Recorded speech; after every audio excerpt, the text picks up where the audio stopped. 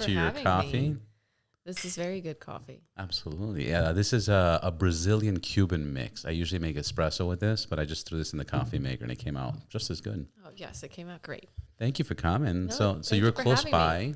Yeah. Right now I'm working close by, so it's definitely, it wasn't too far out of my way. And plus, like I said, I haven't been over to this area yet, so I always like exploring new places, especially since living out here. So brand new to California. Brand new, a couple months actually, a few months now, I think. Yeah, I just hit the 3-month mark not that long ago. So everybody's leaving LA to go into Texas. You're leaving Texas to come. What part of Texas? So I was just north of Austin, Texas. Okay. So I was actually only there for about 3 years, on and off. So I'm born and raised in Pennsylvania.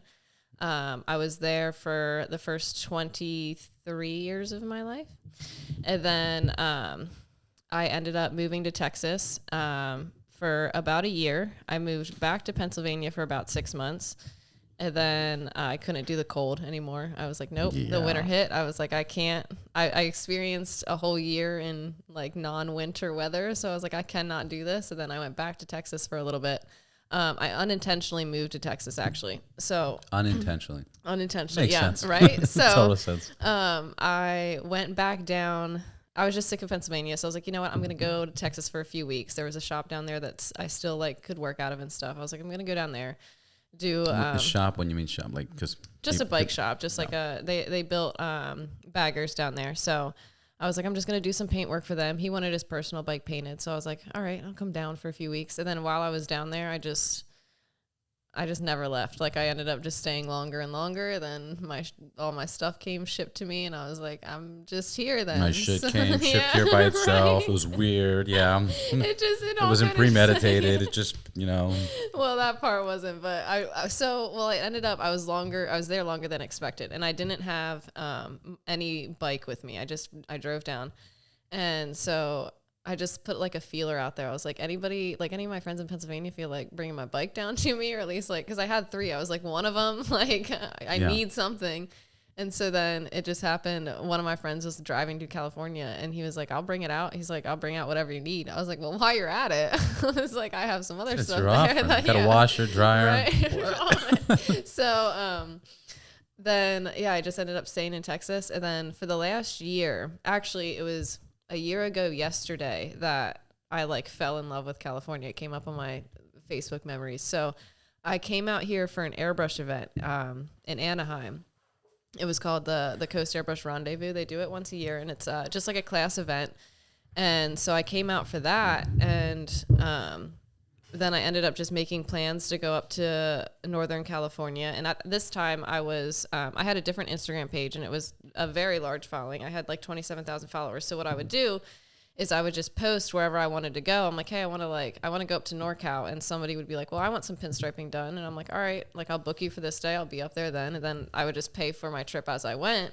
And then I ended up being for like on the road for weeks at a time. And then it just happened to be that I always would end up in California all the time. And then there's always work year round. That, and I loved it so much. There's nothing like the West Coast. I don't know if it's because I grew up on the East Coast and like it's just so foreign to me out here, but I just absolutely fell in love with it. So I always booked work to come out here. And then the last like 3 or 4 times, I was taking full paint jobs. I would come and pick up bikes. I would take them back to Texas, paint them, and then I would bring them back to California and drop them off, pick up other bikes. And I'm like, this is dumb. Like I might as well just live in California at this point. So I was looking into it, and I was actually looking into like the NorCal area.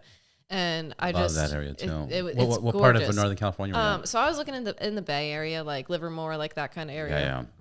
That's a beautiful area. I loved it. And I was just, all that. Yeah. So, I was running into every brick wall though. I was like, this should not be this hard. Like this was getting so frustrating. So then, one of my friends, Whiskey Coco, posted on her Instagram. She was like, hey, I have a friend in San Diego that's looking for a roommate. And she's like, you can have a cat. Like there's a garage, all of that. And I was like, well, that's perfect because I have a cat. And I was like, I don't have anything to lose.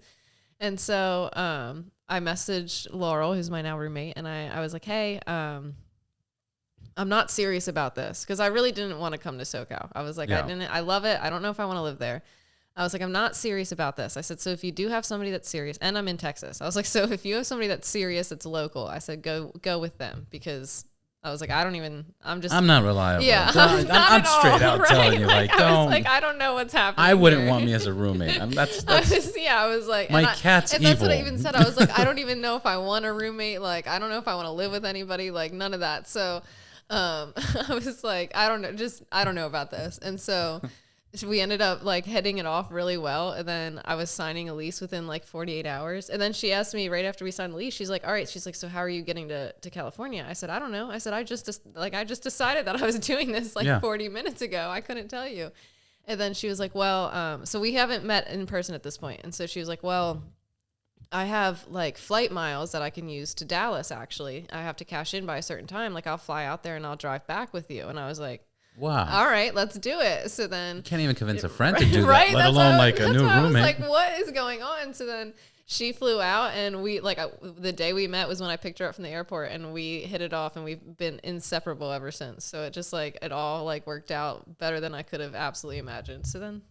Does everything work like this for you? I don't know. Like so. your painting career that we were talking about outside. It's like what your kind of college, your university, your. So I joke around all the time. Well, I used to joke around all the time. Now it's become kind of serious that I just wing everything because like I never like I don't know. I figure the way I look at it, if I plan things out, like now I'm putting unneeded stress on myself because I'm trying to conform to this plan that I gave myself. Like and we all know that that's never how things work out. So I'm just like, you know what?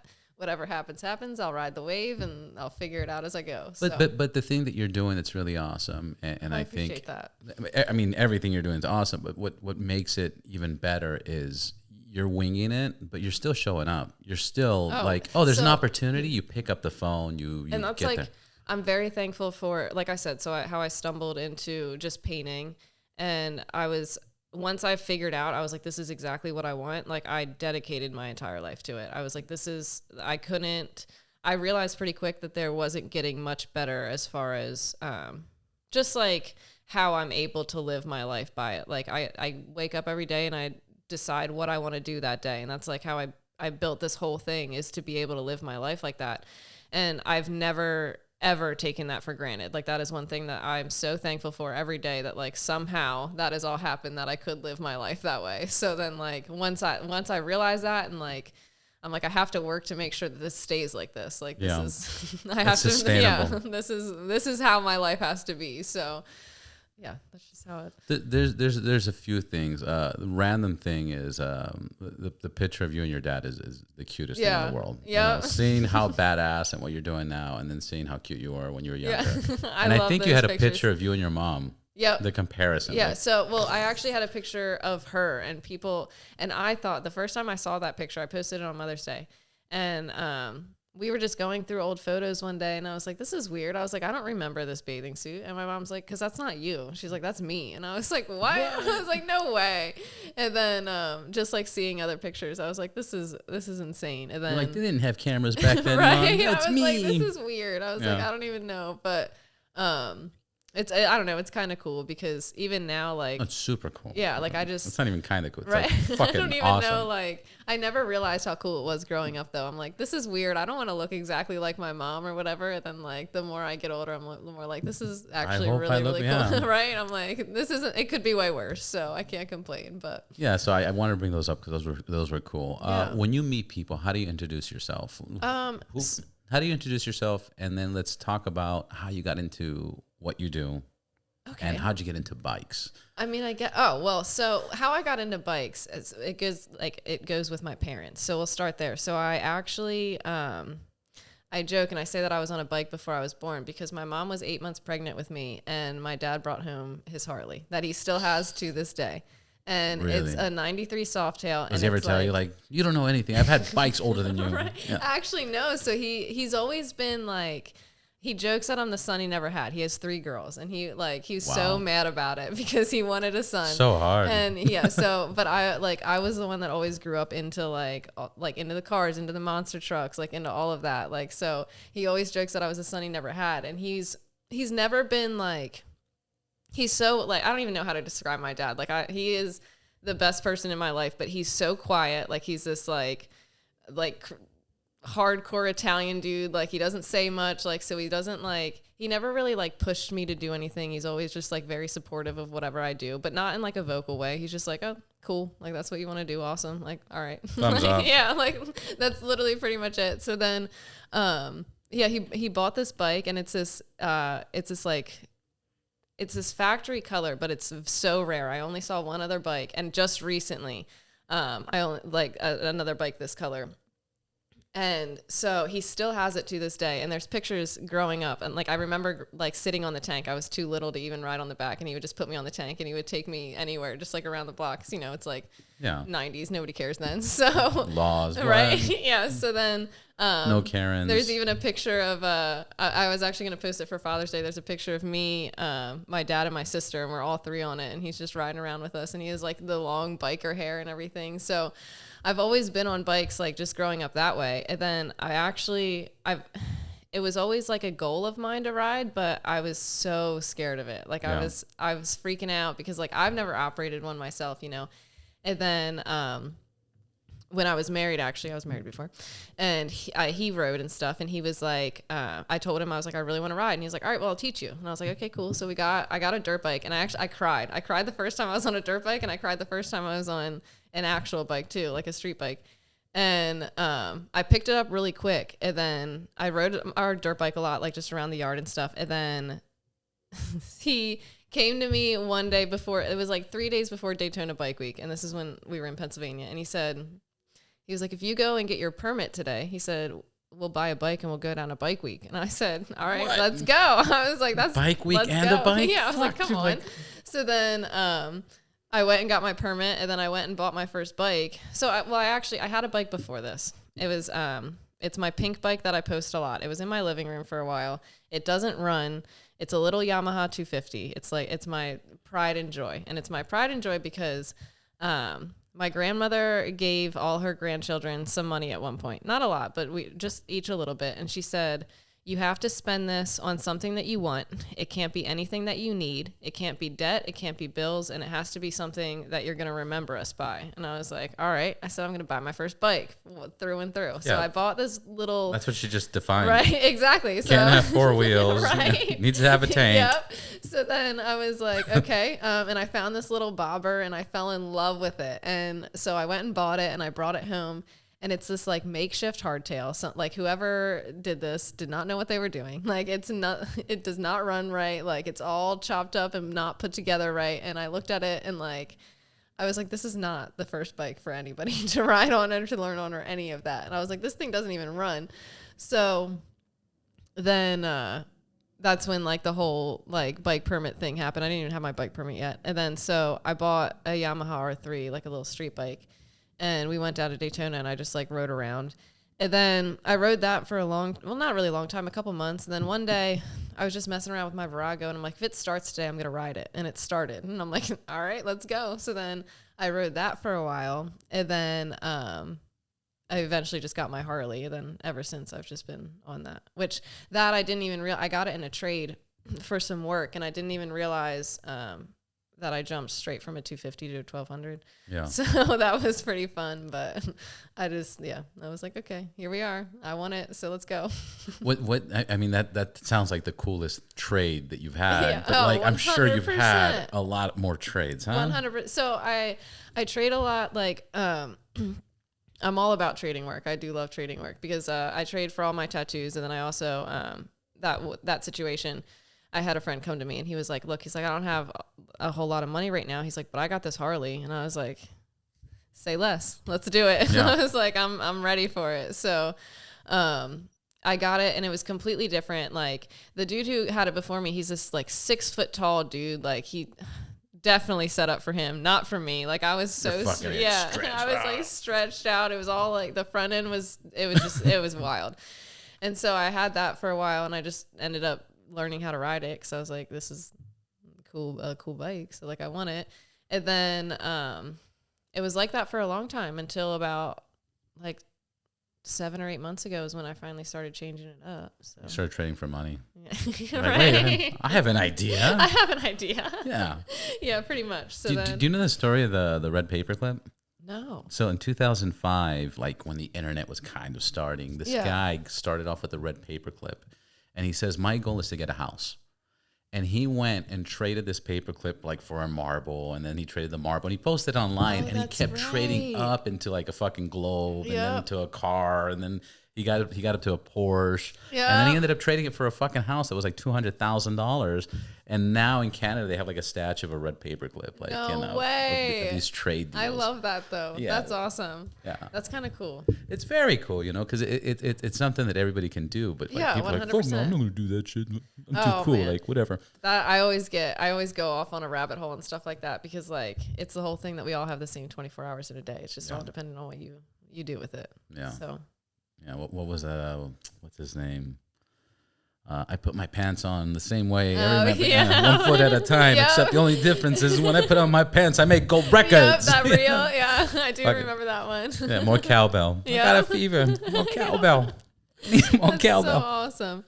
But yeah, so then that's how I kind of got into bikes. I've kind of always been into them. And then once I did start riding, I revolved my life around it, because I didn't realize my ex-husband always said that. He was like, man, he's like, I do love riding with you. He said, but you're not going to understand until you ride alone. Like, you're not going to get it. And then I rode alone, and I was like, I will never ride it like on the back of anybody's bike ever again. Like, this is beautiful. So then, I was in Texas. How is that transition? Because I always talk about it, and I can only assume where I'm like, that's so fucking crazy. Like, I lose my mind when I see a dude all fucking suited up, and then there's a girl with like little shorts and fucking like, what? And she's like wearing a bikini, and I'm like, dude. It's wild, the difference. Like, it's But what is that feeling? Is like why do girls like it? Because the girls love it. 100%. But there's no control. Is that what they like? The control? Let me turn on the AC. I'm listening. You're fine. So I don't know. Honestly, the only like way that I can describe it is like, I can't even remember like what it was like to be on the back of a bike half the time. Now I will say, the last relationship that I was in, I rode on the back for a little bit. And what I did like about that is once I started riding, and then he was a way more experienced rider than I was. So I rode myself for like 4 or 5 years at this point. But then when I got on the back with him, he could take turns and he could do stuff that I couldn't do on a bike. But then I learned that, like, being on the back with him, I could see exactly what he did, how he shifted his weight, how he did all of that. And then I could go and take it to my own bike, and I was a way better rider. You can apply so it. So that's what I was really stoked about.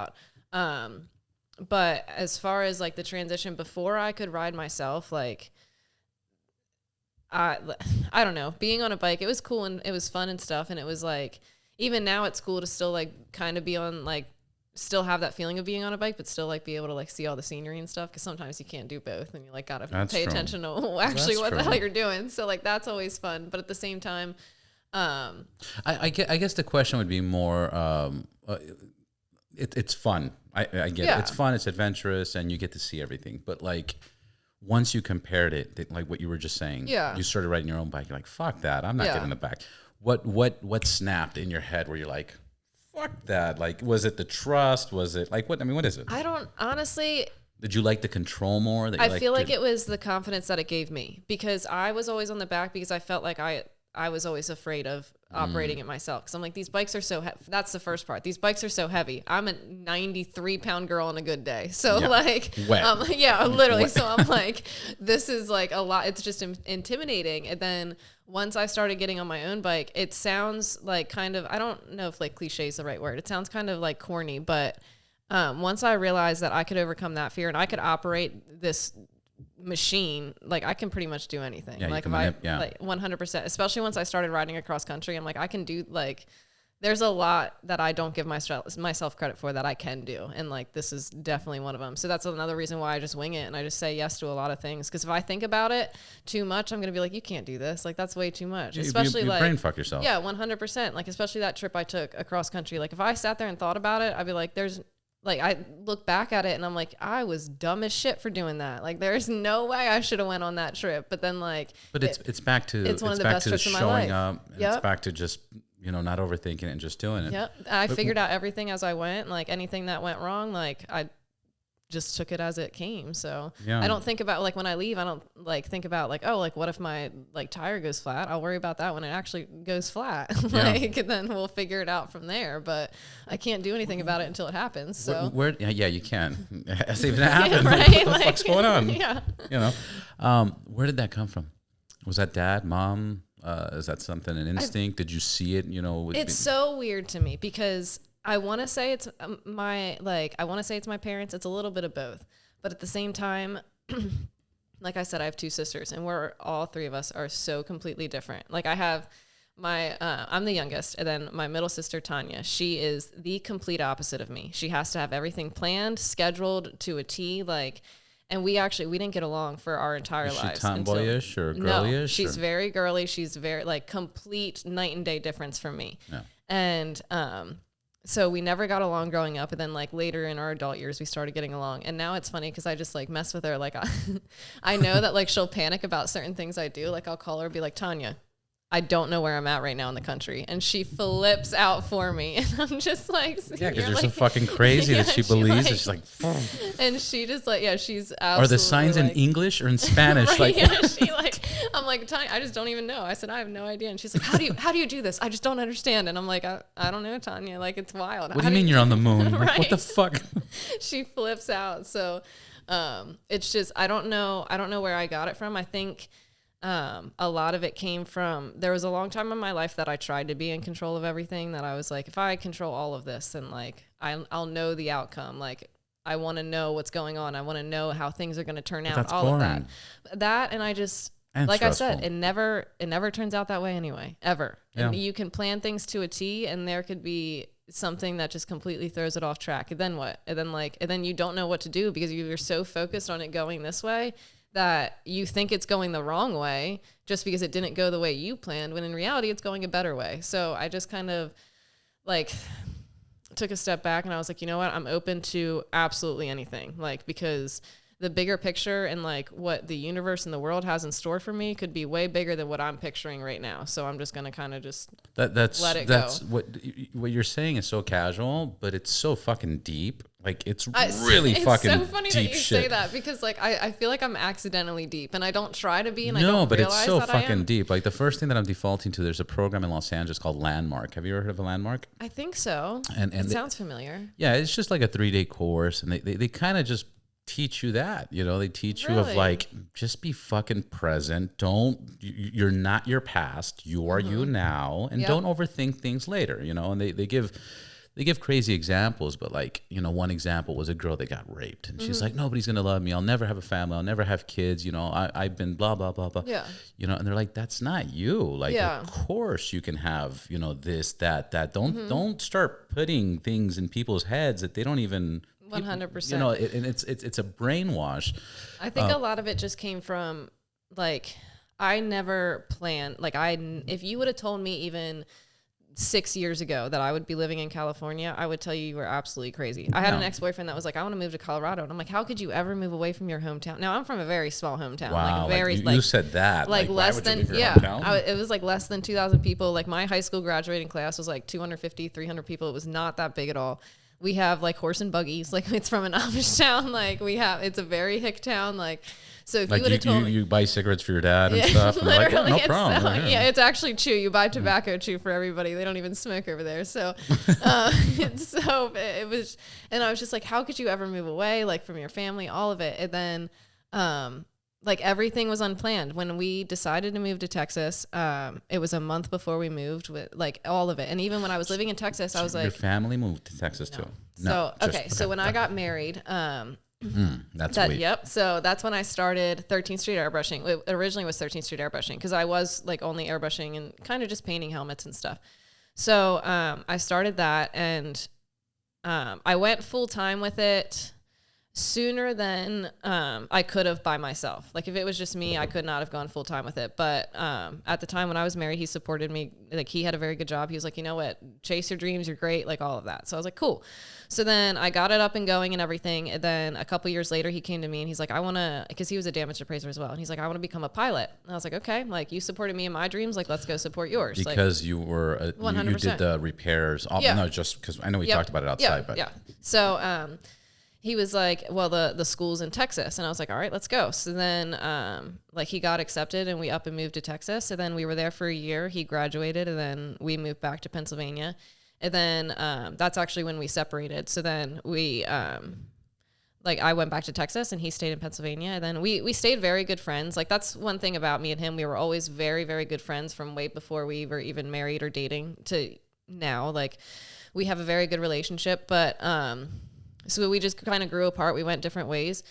And so then he, so he stayed in Pennsylvania and I came to Texas. And then even when I was in Texas, I would visit California. And the first time I came to California to that airbrush event, Dave Monhig, the owner of it, was like, you're going to move to SoCal one day. And I was like, no, I'm not. I said, I would never move here. I was like, what? No. And he was like, well, he said, let me know. He said, you have a job here if you do. And I was like, no, like, I was like, that's not going to happen. So. And that was just a year ago. And here I am. So I feel like my whole mentality of just like, have you hit him up? Have you told him? Yeah. Oh yeah. Yeah. The day that I moved, I was like, I live here now, Dave. Like, what's up? Like, you were right. And he's like, I knew it. He said, I knew it was just a matter of time. But, my whole mentality of just like, letting things happen and just like not like just being open to whatever is going to happen came from that, because if I would have planned it, I feel like I would have stayed in Pennsylvania. Yeah, you would have planned something in Pennsylvania. Yep, I would have stayed at my damage appraiser job. I would have been cool with that. I would have been, because that's the thing. My life wasn't bad. Like even when I was married, it wasn't unhappy by any means. Like I knew that there was more out there for both of us, just both me and him. And I was like, I'm happy, but I'm mediocrely happy, and I'm not okay with that. Like I'm here once, and I'm here trying to like, because I'm medically depressed, all of that. So I spent too much of my life already, like just being worried and upset and all of that. I said the rest of my time on this earth, like however long it is, it's going to be absolutely sunshine and the most highest form of happy that I could possibly go after, and that's just what I've been after since. I want to say congratulations. Oh, that's super badass. And California. There's a lot of crazy shit happening in California right now. But the point is that people come here to make money. Mm-hmm. And if you can find your niche, there is business 100%. 12 months out of the year. And it's unlimited business. Yep. Whatever it is, if it's acting, if it's painting, if it's motorcycles, you find your niche, which you have, there's no breaks. There's no, 100%. Oh, fuck, 3 months of snow, like just close up the shop. Exactly. And that's the thing about Pennsylvania. So the months of May through September was your only warm months. And even May and September are kind of pushing it. So June through August, you are dead. There is no helmets. There is no bikes. There is absolutely nothing, because everyone's out riding. Yeah, literally that too. So then when you come out here, it's just all year round. Like I'm expecting to slow down like I usually do, and I'm not. And I'm like, this is great. I'm here for it. No, like, now you got ready. The girlfriend that wants to get a helmet painted for her boyfriend for Christmas. Yep. Like exactly. So it's just I'm super thankful to be out here, and like I love it's just the mecca of custom paint out here. And I didn't really motorcycles. That too. I didn't really realize it until I actually moved, and I'm like, wow, like this is the scene of scenes of just custom paint and motorcycles and lowriders and everything. Like this is like, I grew up with monster trucks and tractors and all of that, and like here I am. Tractors. I'm like, yeah, I'm like, this is what, I'm like, this is what I've been missing. Snow plows, literally just like crazy stuff. And this is like, I love it out here. I would never trade it for the world. And then people call me crazy all the time. Like you said, they're like, everyone's moving out of California, you're coming to it. And I'm like, you got like, yes, California can suck 100%. But everywhere can suck, number one. And number two, there is no state that I've been to yet that I feel is as beautiful as California. And just like how I clicked with everything here, like I mean, like I love the people here. Like I have some of my most best friends here. Some people who have come through for me, like Laurel, that have never would never come through for me in any other state. Like I don't know. I don't see it as like what other people see it as. You found the beautiful California part, and you're not dealing with the generic Californian. You're dealing with the niche of the motorcycle community. That's very true. And the motorcycle community is more loyal and more 100%. friend, and like, hey, my tire popped, whatever the case is. The motorcycle community will go through.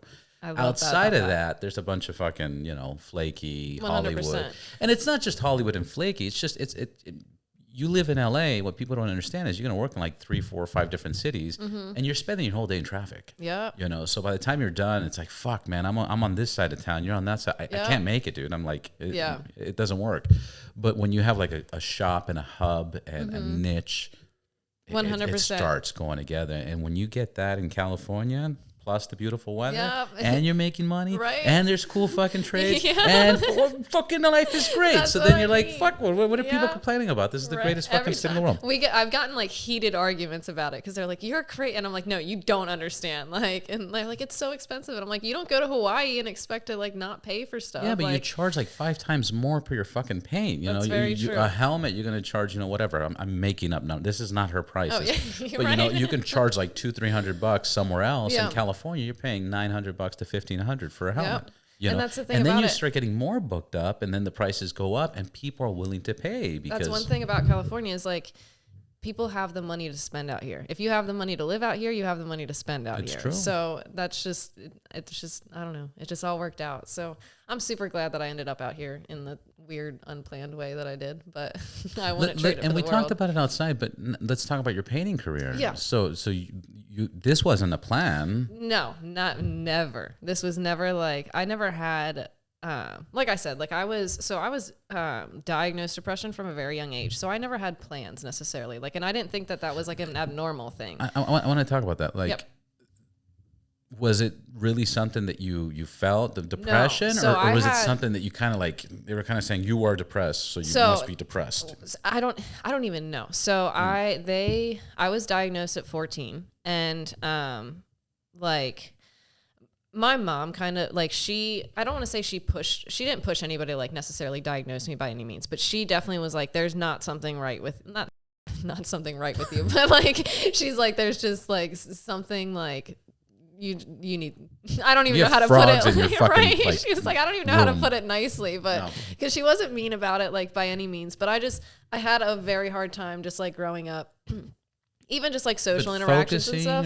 No, like I just, I didn't get along with a whole lot of people. I wasn't like I didn't really have plans for anything. Like I didn't see a future. Like I didn't, you have goals or? Yeah, I didn't have any goals. Like I was just kind of like going through the motions of what life should be. Like I was just like, this is what I'm supposed to be doing. So this is what I do. Yeah. Like I followed like my sister was a cheerleader. So I was like, I don't know. I just kind of like just followed in footsteps and like, I had a lot of like just really rough times. Like, that I definitely was just in really dark places. I wouldn't like come out of my room or anything. So she was like, okay. And like, we had a family friend doctor. So like, it was very like, it wasn't like a corporate medical thing. Like it was a very closed, like family friend type of thing. So, I didn't really understand it at first. I was like, okay, these people are like calling me depressed. They're putting me on these like these meds. I don't know what's going, like whatever. Like I don't feel any different. Like is what it is, So then... You didn't feel different after you took the medication? No, not at all. So then I was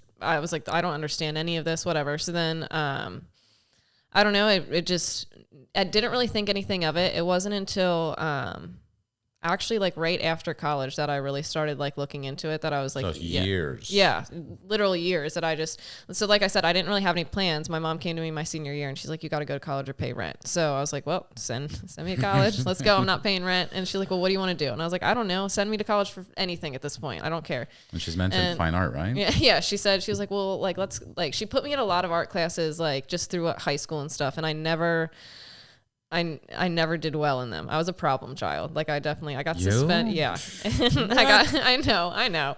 I got suspended. I got like all the time. I never got in fights necessarily, but I definitely, I was a little sassy. So give teachers hard times, I'm guessing. Oh yeah. Especially. You ever make a teacher cry? No, but, I've never saw a teacher cry, but I probably have. I don't know. Miss C, sorry. I definitely, yes, that was her. She suspended me a few times, but she was my art teacher. And so that like, she was the one that was like, I can't do this. I thought it was, I can't be told what to draw. I can't be told what to do. I just want to do what I want. So I was like, I can't make a career out of that. Cause that's all art is being told. Like you can do art, but they're going to tell you what they want. So I was like, I can't do that. So my mom, she was like, go to school for fine art. Like, you're going to love it. I said, absolutely not. Like, nope, don't do that. And plus I did not have good enough grades for that. I did not apply myself in school at all. Like I could have done way better. Like I got into all like the AP classes and stuff, but once I got there, I was like, I'm kind of over it. Like homework was not my thing. I never did homework. That was like my main thing that really screwed me in school. But, then, she was like, well, you like painting she's like, you like kind of art and stuff and you like cars. You've always been into that stuff. Like, why don't you go to school for painting cars? And I was like, okay. I mean, that sounds kind of cool. Like, you never painted a car till that point? No, okay. Nope. And like, my uncle went to school for collision repair at the same school actually, but I didn't know about it until after I started going there and stuff. So she was like, well, it was April of my senior year. She's like, so you're probably not going to get in this year. So she said, so apply, take a year off and work or whatever, then just go the next year. And so, it's technically a trade school, but it's a college. Like you actually get a degree and stuff instead of just a certification. So, they were like trying to really just like push their school and stuff. So I applied, and then it was within a couple of weeks that I got in for that year, and I was really excited about it. So, then that fall I started in collision school and then took off from there. So that's fucking crazy. Yeah. And how long did you do that for? So I started in 2013, and then I worked in a restoration shop till about 2015. And then I started damage appraising in 2014 as well on the side, and then I took that on full time for a couple years. And then when I started custom painting, it was 2016 was when I started airbrushing and stuff. And then I went full time with that 2017. So and cars are much easier than motorcycles, right? No. So, well, probably to some people, in my opinion. So there's 2 and 2. Cars are a lot more work. Obviously, you have a lot more service area. They're for custom painting. When it comes to only the custom painting process, they're probably slightly easier because all the panels are there. They're all lined up. You don't got to worry about any of that. On the bike, you gotta worry about the flow and all of that. But on cars, there's, like I said, so much surface area and so much that you have to make symmetrical, and so much that like. It's so easy on a tank. Like I can just look over to one side and then look over to the other. The car is such a big area. Like you gotta walk around. Yeah, and there's so much measuring. There's so much all of that, and just you gotta exit the building, go around the other side. Pretty much. Literally.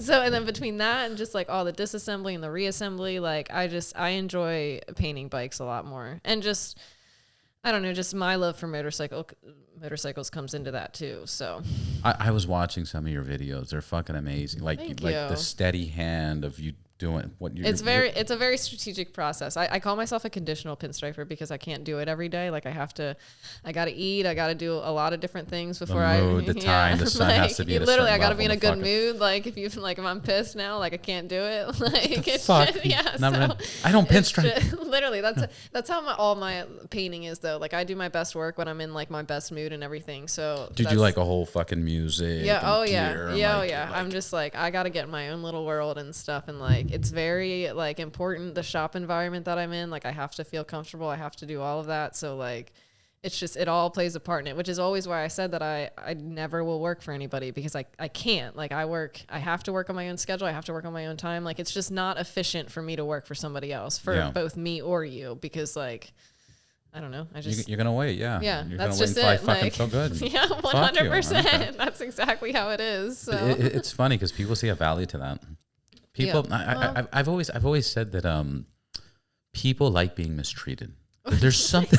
Maybe, man. People like people respond to being mistreated. I don't know what it is, but it's like if somebody maybe says, that's my problem. I was being too nice all this time. Yeah, if you say yeah, like literally people walk away and they suck her fucking does anything. How stupid, fucking desperate to paint my shit, you know. But when you're like no, you're like, I have to get it done by that person. Right, like, well, when can you leave me the fuck alone? Like, 100%. Will you call me? Like, yeah, I try to tell people all the time. I'm like, if people like being mistreated. It's legit. It's definitely it's so weird because I have not such in a everything, hard, obviously. Oh yeah, 100%. But like, I'm talking about the psychological thing that if there's something you want, like even when a guy's chasing a girl or a girl's chasing a guy, it's the whole thing of you want what you can't have. You want what you can't have, yeah. Yeah, so if you make it unavailable. I'm not saying if you go to a restaurant, somebody's an asshole. That's they how like it is, though. If you say like, if I like tell you that like I'm like I'll take your bike on anytime, they're like, nah. But if I tell you that I'm booked out till October or November, they're like, well, I want it now. And I'm like, well, what if I pay you another $500, $1,000? No, bro.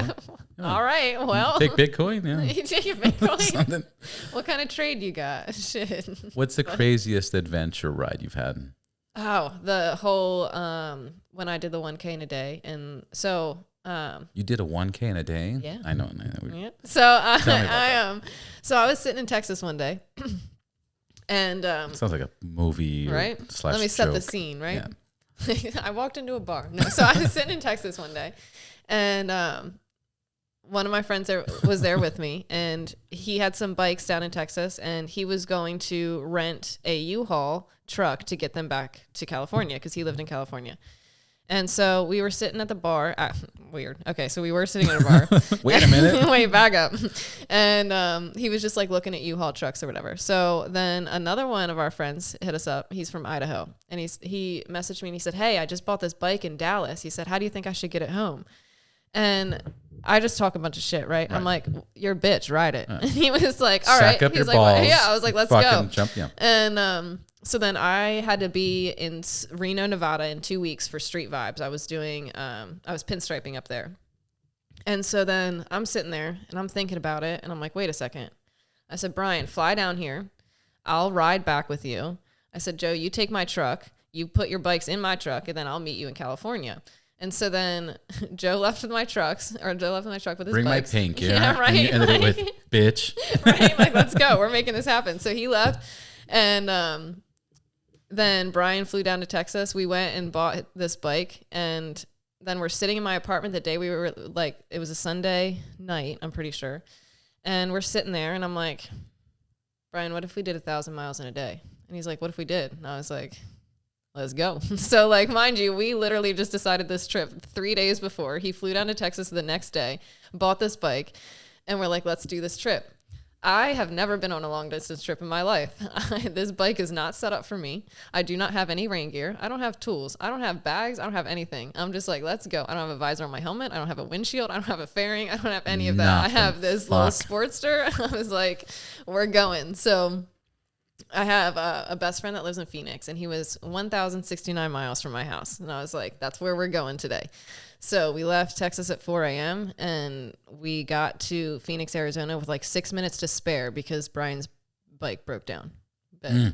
Yep. So not mine, Fucking Brian's. Brian. Yeah, right? So then we fixed that and kept on going. And then we stayed in Phoenix for like a day. We just rode around there because we were tired as hell. And then we left from Phoenix. You're tired of riding a Sportster? Right? I was just like, well, even so I've never had a fairing in my life. So like everyone's like, you're crazy, you're crazy, you're crazy. And I'm like, I don't know what you're talking about. I'm just going. Yeah, like, if you have nothing to compare it to. Yeah, literally. Like, I was like, I had no idea.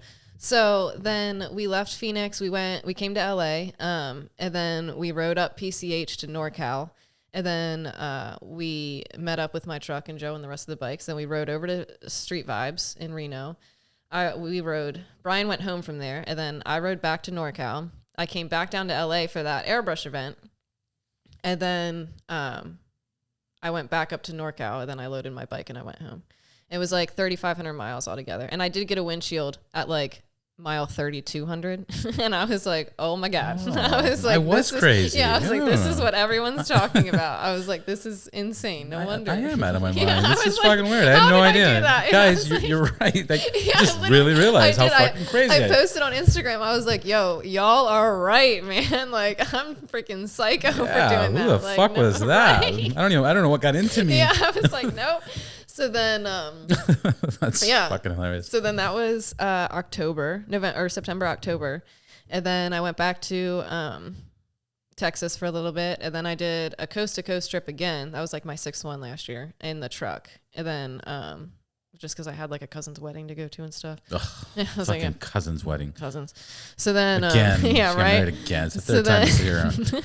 I'm kidding. So no, you're fine. So I was like, come on. I literally. So then Who my gets sister, married, literally. dude? So then my sister's pregnant right now, and they texted me and they're like, yeah, baby shower is like August 7th. I said, can y'all stop having life events that I have to come home for? Like I am across the country, like chill for just a year because Zoom. Like, Have you heard of Zoom? Right? I was like, can I just FaceTime in for this? Can I send a robot right? that just walks? That I just. That's how I was. And then like that's my sister that panics. I said, Tanya, I'm kidding. Relax. Like I'll be there. Chill out. She flew into Texas one day, and I was like, she texted me for like 3 weeks straight. She's like, I'm flying in this day. I'm flying in this day. I'm flying in this day. Don't forget. And I was like, okay. Make sure you're there. And like the day of, I'm like, which day do you fly in again? And she was like, Shayna. She was flipping out. I got to go to California. Like, yeah. I was like, oh, I'm not even home right now. Like, but no. That's not a good day. Yeah. I was like, why not?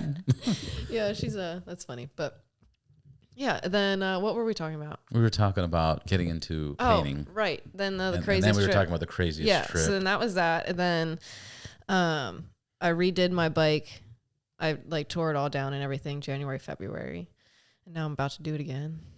That's fucking dope. Because it's just what I do, I guess. Is there a motorcycle you like painting compared to other ones? Like, do you like baggers? Like, I hate baggers. You hate I baggers. despise baggers. Really? Yes. I will. So I worked at that shop for. You're gonna have so many people call you up right now to be paint my bagger. Paint my. For Give you real. extra Well, money. first of all, I'm a tiny person, so all the parts are bigger than me. Like You're like I'm more in literally the saddle. yes, like because they're all like just fiberglass together, and I'm over here like trying to move all these parts and figure out a way to paint all sides at once. You It's open just the a lid, it's pain, like, yeah, it's just a pain in my ass. So I'm like, this is annoying. Like I can fit in one of these bags probably. Yeah. Like, so then You probably can. Huh? there's been times that I'm like, I'm gonna try this, but. Yeah. So Don't do that. Yeah, no, not at all. No. But I know you're joking. yeah. but Oh, don't. 100% joking. Yeah. No. So then, I just there are so many parts to them, and that's what people don't realize about baggers is there's like 15 to 20 parts alone to a bagger. So as far as bikes that I love to paint, I love Dynas because they're big enough that you can do some really cool stuff with it, but they're still small enough that they're not like a full-on bagger. Yeah. That I'm not spending way too long on too, especially because there's just so much surface area on them. But what have you done anything other than Harley? Like, have you ever done like a BMW or so I haven't done like Kawasaki? I've done some Hondas and stuff, some like choppers and some Yamahas and stuff like that. But I haven't it's always done, that style. Yeah, it's always that like that just like biker. I don't really know how you. I saw Pan America once. Yeah. And that one had like a cool custom pinstriping, metal flaking. There's a friend of mine. Fast Life Jace from the Fast Life Garage. Yeah. He's been on the podcast. Yeah, he painted a Pan America. He did a flame job on it, and it looks really cool. Yeah, I was gonna say we did each other, but what I meant is, yeah, you gotta be careful. Jace, no, we recorded an episode and then he published. There's it on things his. I didn't know about Jace till now, so okay. Yeah, no, Jace is badass. He's really cool. I was gonna see if you met him. Yeah, I was on his podcast back in September, actually, right before I did that whole cross country trip, which I'm so upset about. I wish I did it afterwards because like more stories. Yeah. Oh, more stories and just like that trip completely just transformed me as a person. There was a lot. How?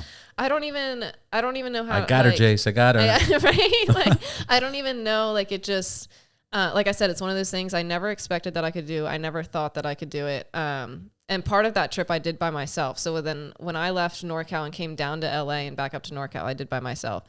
And it gave me a confidence that like, because I was somebody who always worried about like, what's the parking situation like when I get there? Like, am I going to have to ride on gravel? Like, do I got to ride through a field? What do I got to do here? Because like, push the bike like what's going on? Like, I need to figure it out. And like, am I wearing heels? right? Or am I wearing shoes? What the fuck's going on, dude? And then after that trip, I was just like, whatever, I'll figure it out when I get there. Like, is what it is. Like, I don't know if it like, it was just like I came back from it and I was just transformed. It wasn't like a specific event or a specific series of events that happened. It was just the overall experience of that trip just gave me like, all of my friends joked about like, we quote unquote like the hog years, how like you just experience so much more. Like, because that trip was only a month-long trip, but I look back and I feel like I was I feel like it was a lifetime ago. Like the person that I was before that trip versus the person that I am now is two completely different people that I feel like usually would take like a 5-year transformation to get into. But like that happened over a month just because it was motorcycles. And then it's really cool. Like to be able to experience that because that happens now every time you get on a bike. Like it's just again, it's back to this powerful thought process that you have that you know people think I can't do it. In 5 years I'll do it. In 5 years I'll do it. Or this transformation is going to take this. But like if you just jump in and do it, you become somebody else. 100%. You don't even think that you're capable of doing it. I actually saw a quote the other day, and it was perfect. And it was like, if I waited till I had all my ducks in a row, I would never get across the street. It said, sometimes you just got to gather up what you got and go for it. And yeah, that's 100%. What I always do, because like that's the truth. I like there's always something. I could always wait until I'm more financially stable, or I could always wait till I'm older, or I could always wait until something. But then you're always waiting. You're always just. Then what's the point of it? So if I just wait for that, I can do this shit while I'm waiting for it. Like I'll figure it out. Like it's like the podcast. The podcast I was waiting for, you know, the weather and the climate and the sun, and the stars, and when they're lined up and it's perfect because I need the this right mic. Moon phase. I can't use it as a USB mic. Yeah, I need this device and the table has to look like this. But like, you know, finally, you know, I had a buddy of mine. He was like, "Dude, shut up. Let's just push record. Yeah. And push record. And now I hear the first episodes are terrible. Oh, 100%. I look at work that I'm like, whoa, God, I did no. not do that. Yeah, no. I mean, when I started custom painting, I started in my ex-in-law's basement. Like, and it was like a full setup living room, couches, everything. They built me this like little airbrush booth with like a vent out like the top of it. And I was literally wet sanding stuff in my bathtub. It was funny though. Somebody just messaged me the other day and they were talking to me. They were just asking me questions about tape, like really simple questions. And they're like, I'm so sorry, I'm new here, blah, blah, blah. They're like, my setup's not even that great. I said, don't even worry about it. I said, you're doing it. I said, keep doing it. I said, Absolutely. I didn't start with anything. I said, I was wet sanding motorcycle parts in my freaking bathtub. Like, I was like, that's just how it is. But I got it done. And like, I'm happy that your brand, like, bathtub, wet sand, right. like paint now. I actually, like, well, I didn't like, not that like I was like ashamed of it by any means, but I used to be very weird about just like where people like knew I was painting, because like my booths always haven't been professional booths. Like some of them have very much so been homemade. So, and some people just like it, but I will say some of those homemade booths I got the cleanest paint jobs out of. Like I went and do like an actual fucking booth. zone. Yeah, you were at peace. I went to an actual booth at one point and I got one of the worst paint jobs ever. And I was like, this is backwards. And like, I feel so wrong right now because like, this is not right. But it's just getting used to your environment and getting settled into a shop. Yeah, that happens too. If your environment's, if you're doing it like ghetto, yeah, you're like, I feel good. Yeah, right. I don't know. Like nobody cares. Yeah. But when you get into like some pro shit, you're like, this is intimidating. Oh, 100%. Which I'm thankful that I was in a body shop before, that like, that's where I came from. Right, you did get some experience. Yeah. So that was definitely nice. And even like when I first started custom painting, I would still, for a while, I would travel around to different body shops and I would fill in. So if like their painter went on vacation, I would just come in and paint while he was gone, just so that they could keep the body shop moving. So I did that for a long time and I liked that, because then I'm like, oh, I just work for you for a week. That's fine. I can do that. Like, that's totally cool. And then I eventually just stopped because I loved custom painting so much. And then I wanted to focus solely on everything that I could to make 13th Street. Well, now 13th Street Customs what it is. So I was going to just ask that. Where does that come from? Is that like the gang 13? Nope. So 13th Street Kidding. Customs. No, you're kidding. So This is not 13th Street Customs was where I murdered people. No, right? I mean, you better watch out. Shit. I'm a little feisty sometimes. But shit. 13th Street Customs was never on 13th Street. I always, like, everyone jokes about it, and that it never was. I named it. So I thought I was the only one that joked about it. Right? Fuck. So the apprentice that I started learning airbrush from, he goes by the name The Bizarrist, and I always thought it was so cool. He's one of the most amazing helmet painters in the country. I will stand by it through and through. Shout out to The Bizarrist. Yeah, 100%. And he'll text me after this and he'll be like, you're dumb for saying that. And I'm like, nope. Like that, I give him my sole credit, even to winging a lot of it, because there were times that I was not apprenticing for him anymore. Even times now, I could call him up today and I'm like, hey, JR, like, I want to do this on this helmet. I want to use this. I want to do this. Like, what do you think's going to happen? Like, I don't know how this is going to look. And he's like, I don't know. Try it. He's like, figure it out. Wing it. And like, literally, he's like, just do it. And I'd go there and I'm like, what do you think will happen to this? And he's like, I don't know. Let's try it and figure it out. And like, so that always gave me the foundation that I was like, cool, I can just try this. And if it doesn't work, it doesn't work. I'll try something else. So, where was I going with this? What were we talking about? Your apprentice and 13th Street. Oh, right. So he had this really cool name, and I was like, well, shit, if I'm gonna do this, I need something cool, like, you know.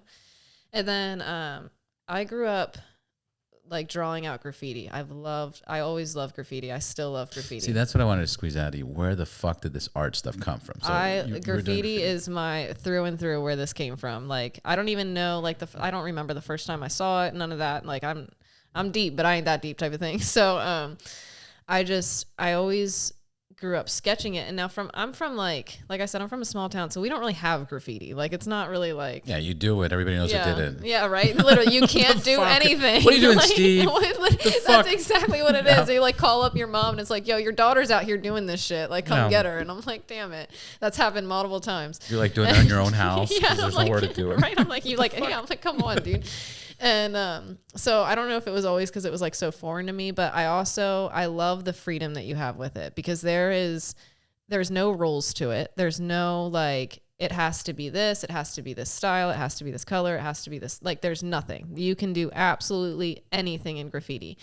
And so I always loved the use of colors, just like the 3D-ness. But that's not true, because there's people that suck at graffiti. It's like, what the fuck? Like, you can't mix red with fucking whatever. Like, right? So, I mean, there's those situations. But like, if I were to do it, it'd be shit. It'd be dog shit. No, not necessarily. You know, maybe it'll be really good. Actually, if I did graffiti, it would be horrible. My fingers aren't strong enough to actually like control the spray cans or anything. Like, I'm sure there's little adapters and shit. I'm sure there is. A trigger. I'd have to like really figure it out. So there's actually this really cool place in Dallas, and it's called the Fab Yard, and it's this guy that private owns is like all these abandoned buildings, and he lets people go and just graffiti whatever they want. And there's actually amazing, like there's like certain buildings that are just like crazy shit that you could just go spray paint, but then there's some of them that are like amazing like works of art, and it's really cool because nobody paints over them. Like everybody's very respectable of it, and it's just all this amazing art.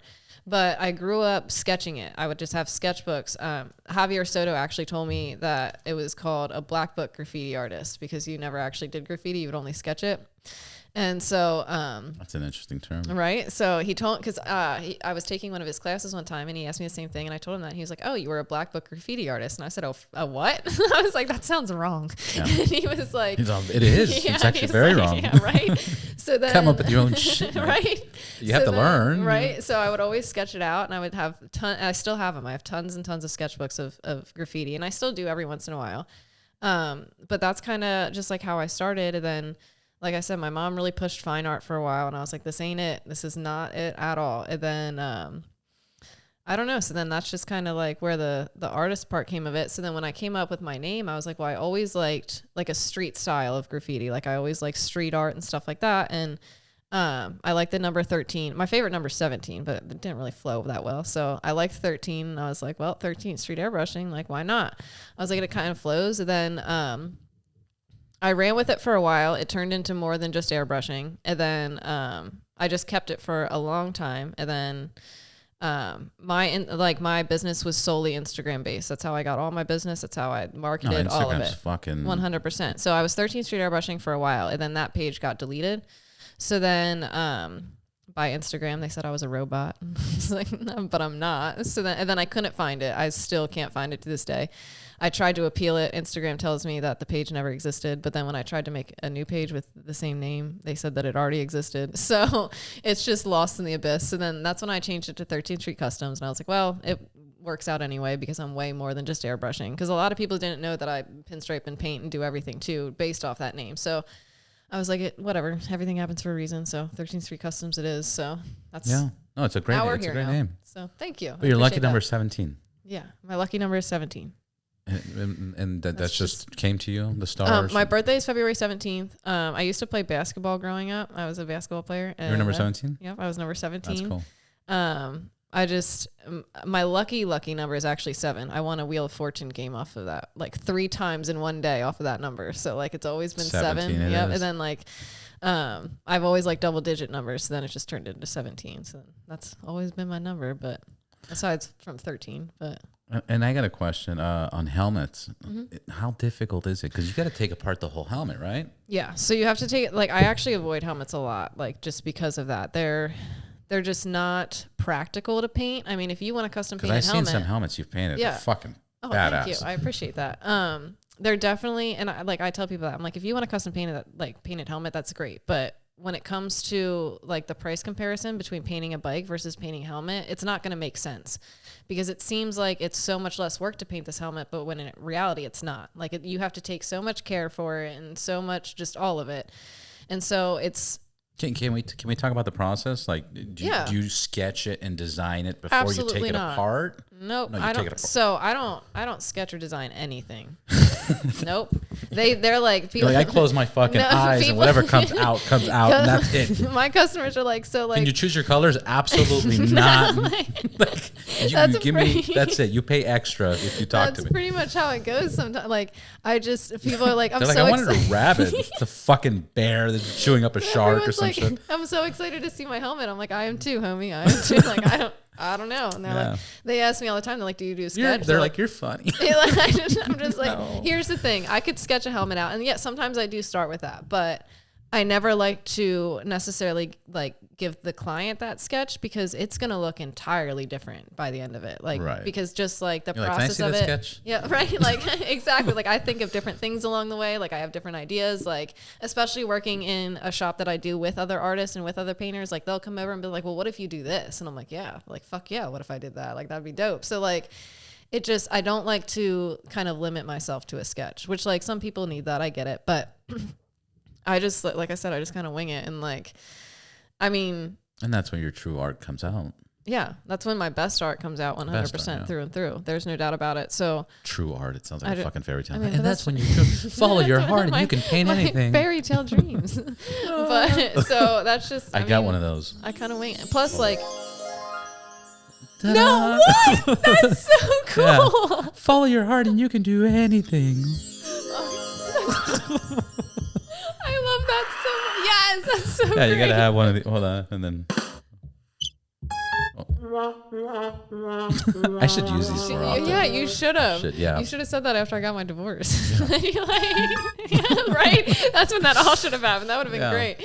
But congrats on your divorce. Yeah, usually it's when two people don't get along, they have a divorce. It's a good thing. And I say it like sometimes I don't realize how casual I am. Like just a casual about I am about everything. And I'm just like, yeah, like I say it like in the midst of everything and everyone's like, wait, what? And I'm like, it's fine. Everything like it's okay. Yeah, like it just I tell people congratulations like, all the time. Yeah, I'm just like we are both in way better places. Like he's doing amazing with he's a commercial pilot now. He's doing great with his career and he's very happy. So, you know, good for like it all worked out. I was at this snobby party and I heard the snobbiest thing in the world and it was so bad. I was like, really? Wow.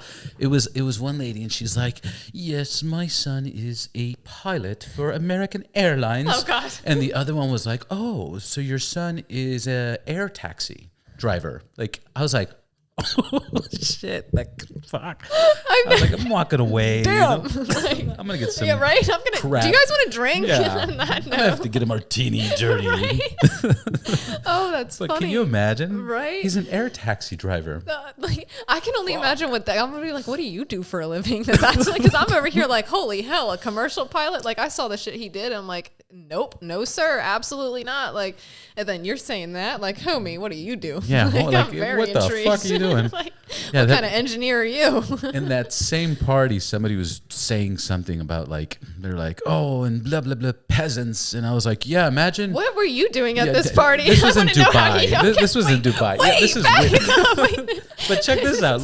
Look, I'm trying to blend in, right? Right. So I'm like, who are you now? I'm like, yeah, because I would be like, excuse me, peasants, and they would be like, you know what they told me? Why would you say excuse me to a peasant? Like, they're like, you're fake. I was like, oh. I mean, cut off his head. I'm like trying to be polite. Like, excuse me, peasant. Why would you say excuse me? I want to know what to do. There's this prepper at the shop that he like goes and gets lunch for everybody. And he's like, what do you mean want? What I was doing there? I belong there, damn it. The fuck is your problem? That party. I was just, how do you get in? There are certain situations that I'm like, how the fuck did I get here? I was the bus boy, you know. You're like, no, I attended. I was on the guest list. There are sometimes I'm like, I don't know how I got here. Like I was on actually a podcast recently at the Live Fast rally, and I was like, I don't know how I got here. Like I like went back. My friend Laurel, she's like, where were you? And I said, I ended up on a podcast. I don't know how. Like, I don't know how. Like, I was there, so it all works out, I guess. Are you going to Born Free? I am. Are you working it? No. So I don't work shows. Street Vibes I did only because I piggybacked off someone else so I could come and go as I wanted. I can't work shows because I get really bitchy. I get very moody. I work like because you're working way too much. Some artists can do that. You ever stab anybody? Like I haven't ached. Sometimes, I'm kidding. See, that's the thing. We're recording. Yeah, right. Like, do not admit to that. No, so they can't see your right eye. Right. So that's one thing that I do have to have is somebody to help me because I'm never stop painting and like I have to eat, especially pinstriping. That's one of my parameters. I have to eat before I pinstripe because I can't get all shaky, you know? Yeah. So when you get hungry, you like fucking I'm like, let's go. I'm like, yeah. I'm like, I can't do anything. I'm like, I gotta eat all of it. So I don't work shows just because it's too much pressure.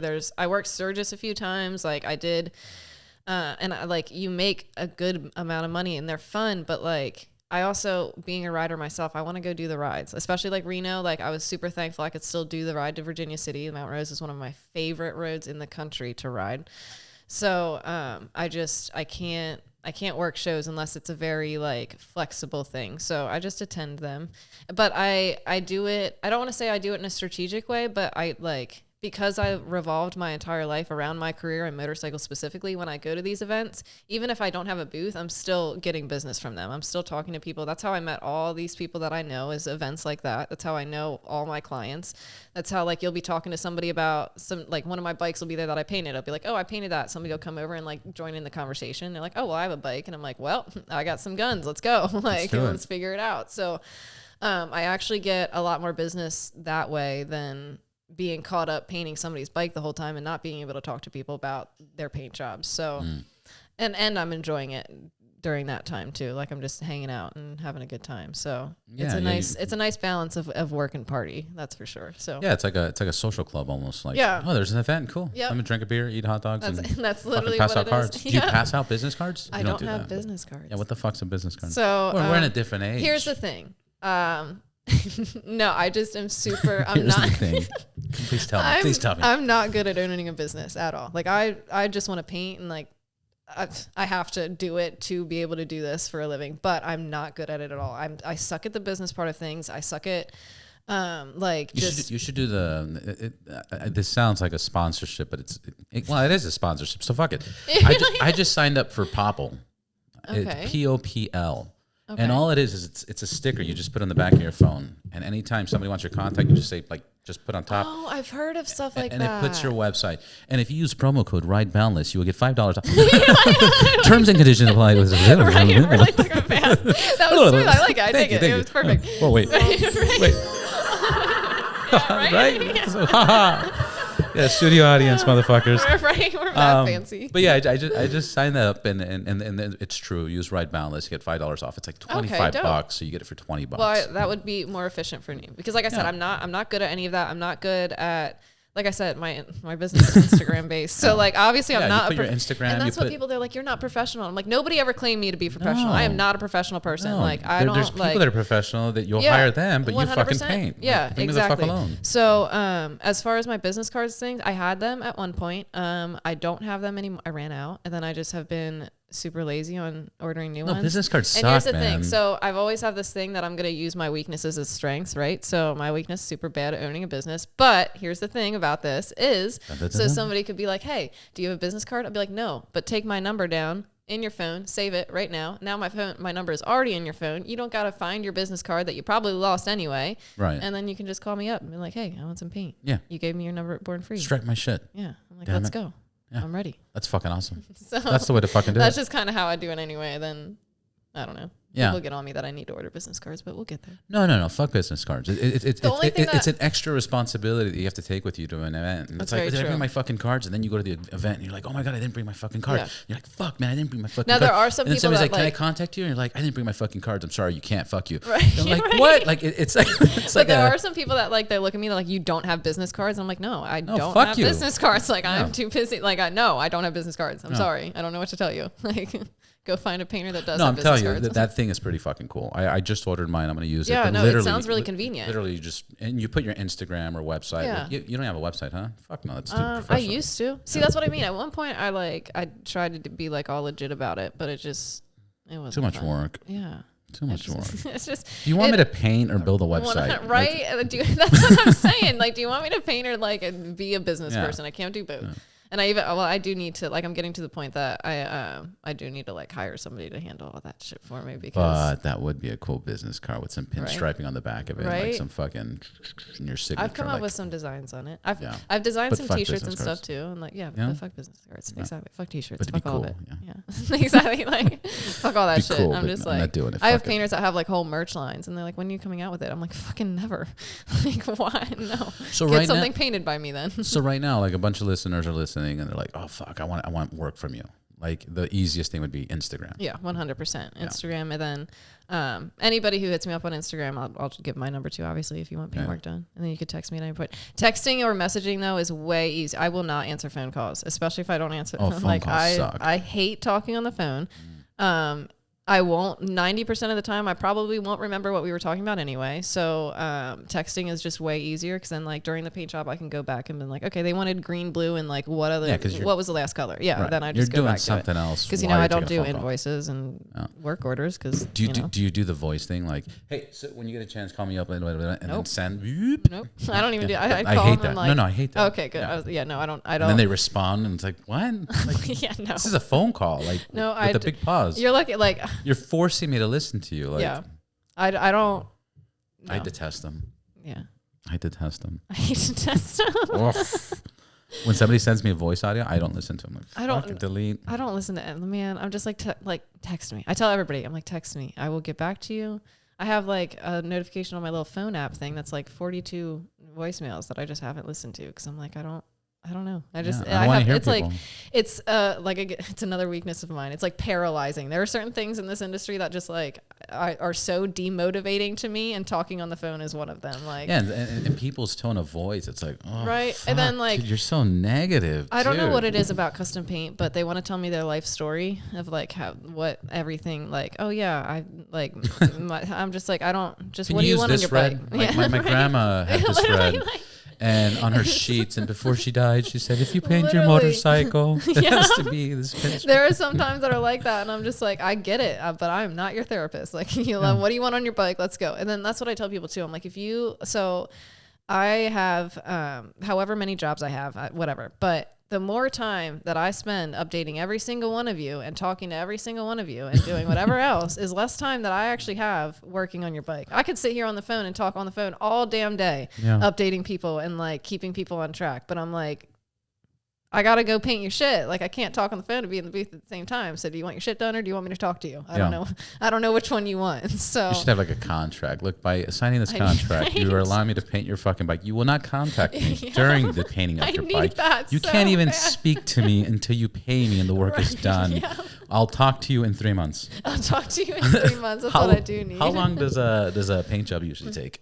On a dyno. It's so different. So there are times that I can paint a bike if I'm really feeling it and I'm motivated and I'm doing everything great and like my life is on track. I can get a paint job done in 2 weeks. There are times that my life completely flips upside down and I just can't. There was actually a period of time recently that I quit painting for like 2 months just because there's so much. Like 3 dudes are waiting for their bike. Like, I quit. I was just like, I felt so bad, but I was like, look, I am going through such major shit in my life, like my personal life. And like, that's the thing about having your whole life be revolving around the same thing is like when some shit falls apart, there's no escape at this point. Like, it's not like, oh, I can just go to work and forget about it. Like, work is my life and like my career is my life. So when my life's falling apart, my career is falling apart. Like, so it's so because it's such an emotional 100%. And like, I've had people, they're like, you put too much emotion into this, all this other stuff. And I'm like, but this emotion is what makes me even want to be a good painter and even want to be like, and I don't even want to say one of the best because I'm not in a competition with any of these other painters. I want to be the best of myself. Like, I want to be the best painter that I can be. And like, that's what my passion drives at. Because if I didn't have the passion for it, if I didn't love this, like, then what do I care if you like your job or not, or if that's good or not? There's plenty of jobs out there that the customer is loved. Like, I just did one recently. The customer is absolutely in love with it, but I hate it. And I'm like, I don't even want to charge you for this. Like, you might love it, but like, this is not. But I'm gonna. The response to me is like, that's fucking hilarious. But I right? see what you mean. That like it truly doesn't represent 100%. And you're not satisfied with that. It's so, and like, that's where like when it comes to making money at this, it's tough because there are some jobs that I have to cut myself off. That I'm like, you are going to run yourself into the ground broke trying to do this. If you just listen to the customer that they like it, like, right. If they love it, they love it. Like, that's just as simple as it is. Has the opposite ever happened where you've done something you were so fucking proud of and somebody's like, ew, that's gross? That happens a lot. Like, there are certain jobs that like, I think like little job, like I'll do little panels here and there and sell that. Like, there are certain panels that I do that I hate that people are like, oh my God, I want to buy it, whatever. Then I'll do a panel that I'm in love with, dude. And it just won't sell. And I'm like, what the hell, dude? I'm like, this one is way better than like anything I've ever done. And like, you guys don't like it, but there has been a lot of times that I'm like, yeah, I love this job. And then somebody's like, nah. And I'm like, well, screw you. Cause I love it. So I do that. Cause I like edit a lot of videos. Yeah. and there's some edits that are so fucking gangster. Yeah. They're fucking gangster. I'm like, dude, 10,000 views, 5. And I'm like, right. And then there's one of like my shoe and I fart. Yeah. It's like 1 billion views. It's like, wait, what? Are you fucking kidding Yeah. me? Look at the beat and the tone and the sound Yeah. and look at the image that pops up. Like the one that I was telling you about, the artist I had on, Yeah. the counterfeiter. Yeah. I did such a cool thing where it's like Pink Floyd, the money sound. Yeah. You know, fucking creator, Connor, Yeah. like whatever. And it was so cool. It's like whatever, like 200 views. I It's feel like, that. It's like fucking, I did a reel that I was just like, I do reels all the time with me, pinstriping, painting, whatever, like time lapses, all this other cool stuff. Like it's cool and everything, like with the like cool music and everything. And then I did a reel of just me taping off a tank and it's going viral. And I'm like, I'm not even doing anything cool in this process. Like I'm literally just taping off a tank. Like I don't know what it is, but that's just how it works sometimes. But I also, it takes me so much to love love something of mine. Like to this day, there has not been anything that I have put out that I'm like, that is 100% the best I can do. Like there is always something about it. And like, that's why like people think there's plenty of artists that I don't get along with because they think that constructive criticism or tough love is the way to go with me. And like, that might be for a lot of artists, but you cannot be that way with me because I am already so hard on my own work. And like, I don't think people necessarily realize that. I don't know if I just portray myself differently, but like, I can guarantee you that there is no person that is harder on what I do than me. And like, there's plenty of my friends that get on my ass about it. And they're like, you're way better of a painter than what you give yourself credit for. But at the same time, like there's nothing that like, I've been proud of stuff that I've done. I've impressed myself with certain stuff that I've done, but there's nothing that like, and like I've sat back from jobs and I'm like, man, I've painted that. That's really cool. Like I did that, like from start to finish. That's awesome. But I have not done anything yet that I've been like, holy fuck, shit, Shayna, you did that. Like that was all you 100%. And like, that's the feeling that I'm like solely truly after. So that when I do like something or like when I do even like remotely get close to loving something, even if somebody doesn't like it, I'm like, I don't really care. Cause it took me so long and so much to like this that like, you're wrong. So like, I like it and that's it.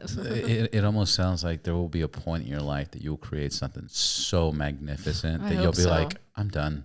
I hope. I'm not, and then she never picked up the brush. Well, see, and that's like one of my art. Like I get really discouraged about it a lot. And one of my artists was like, "You don't want to get to that point, though." He's like, "What happens when you get to your best?" He said, "There's nothing after that. There's no improving after that." He said, "With this," he said, "every job you have like a motivator to get to your next job."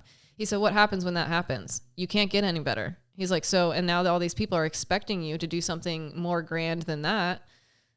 So you're going to have to figure it out. So you're never going to be at like your truest potential. Somebody told me one time when I first started, and they said, you shouldn't sell your art yet because you're not like at your full potential. And I was like, well, at this point I said, I'll never be.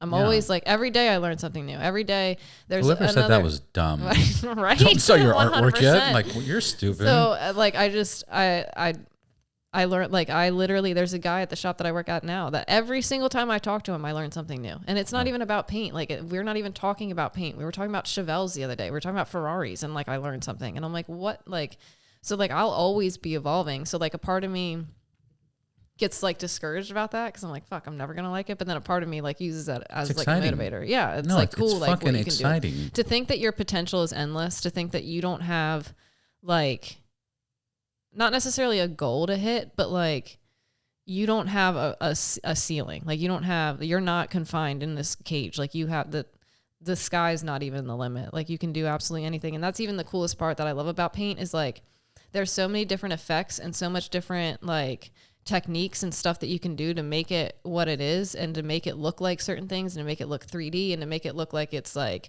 holographic and all this other stuff, that there is absolutely no limit on what you can make a bike look like. Yeah, it's very limited. I went skydiving a few years back, and I liked the sign they had, and it's like the sky's not the limit; it's unlimited. The ground is. Yep. Oh, there we go. Right, plot twist, perspective twist, right so there. You just, 100%. That's exactly what it is, though. Yeah, it's unlimited. Sky's the limit. Yep. We passed that. Yeah, a long time ago, yeah, right. A long time ago, we passed that. But Elon Musk, yeah, right. But there's so much. What's the most exciting thing right now in what's available in painting right now. Like, you know, the gold flaking's fucking been around forever, and it's super badass. Oh, that's a good one. Platinum, like what new paints, what new technology, glow in the dark, like what's going on? So there is actually a light up paint. It's called Lumalure, and it's Sounds like a it's monster wild. from So Star Wars. it's Lunalore. like this electroluminescent paint or something. Okay, so I'm the wrong person to talk about this. No, it's cool. So, but you know more than I do about if it. you call Dave Monning at Coast Airbrush, he can tell you all about this, and they sell Lumalure there, I think. Well, I don't know. Pretty sure they do. But it's this like, it's like this. So I don't even know how to explain it, man. So it's like literally, you can paint this, and you can make it. It's this paint that lights up, and you can make it light up in intervals. You can make it light up in a sequential thing. Like you can do so much with it. It comes in different colors. Like there's a set series of like 10 colors. And then you can like layer paint over top of it, and so it's only like certain parts of the paint job are lighting up, and like you can make it just but like how does it light up? It's like super reflective. No, so it's actually man, okay, I'm going to do the best I can with this, but this might be completely wrong. So go take the class if you're actually interested in this, which there is a Lumalure class about it. So you spray down like this like copper base from my understanding. And then that can like, it's actually wired into like a little battery, and you turn on the battery on and off. And then like it conducts electricity to make it light up. And then, like I said, it can like light up and like sequential stuff, and like so like you use the steel and the copper of the paint, and then we don't fucking know. Yeah, I think right. Yeah. I think there's like this like special primer. There's like it's like a whole kit from start to finish. Don't you just pick up the seat of your motorcycle and plug it in? And right, like that's just so it should. I mean, I need to take the class on it really bad, but it's so like that sounds exciting. Wiring and electrical stuff like is so it just instantly shuts my brain off. Like I just can't understand it, even like on bikes or anything. Would you say it's shocking? Yeah. I'm sorry. That was a good one. Easy. That was a good one though. My timing's off. It's fine. It works out. Yeah. But yeah, so I do like the class has just been intimidating me on it, but it's really cool what they can do with it. They paint crazy stuff over there with it. They've done a Jeep that has gone to SEMA with it and stuff. So if you like Google Lumalure, there's crazy stuff that comes up in all different cars and stuff. I gotta check that out. Did you ever fuck around with that paint that's like the blackest black of the black? No, but I've seen it where you paint looks like a fucking dark hole or some shit. No, but I want to because I like it. That shit looks dope, right? Yeah, black is. I love it. I love black. But they say it's like the darkest of the dark. I guess nothing can reflect off it. Like it's so dark. I'm intrigued by it. That's. But I heard it's very expensive for like a little pint of it or something. Well, I'm sure, yeah. It's like ordered. It's not even. I don't even know. But that's. I don't know. That's just really cool.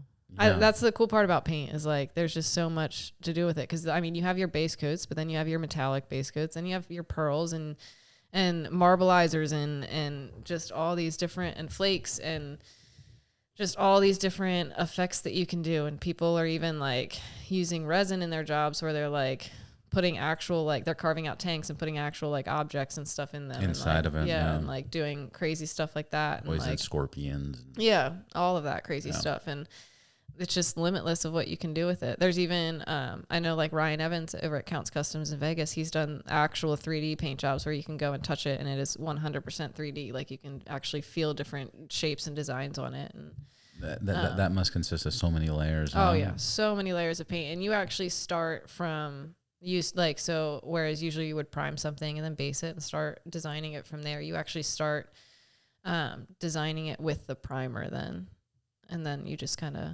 build it up from there, from my understanding anyway. I haven't done anything like that, but yeah, just like the effects of it are absolutely limitless.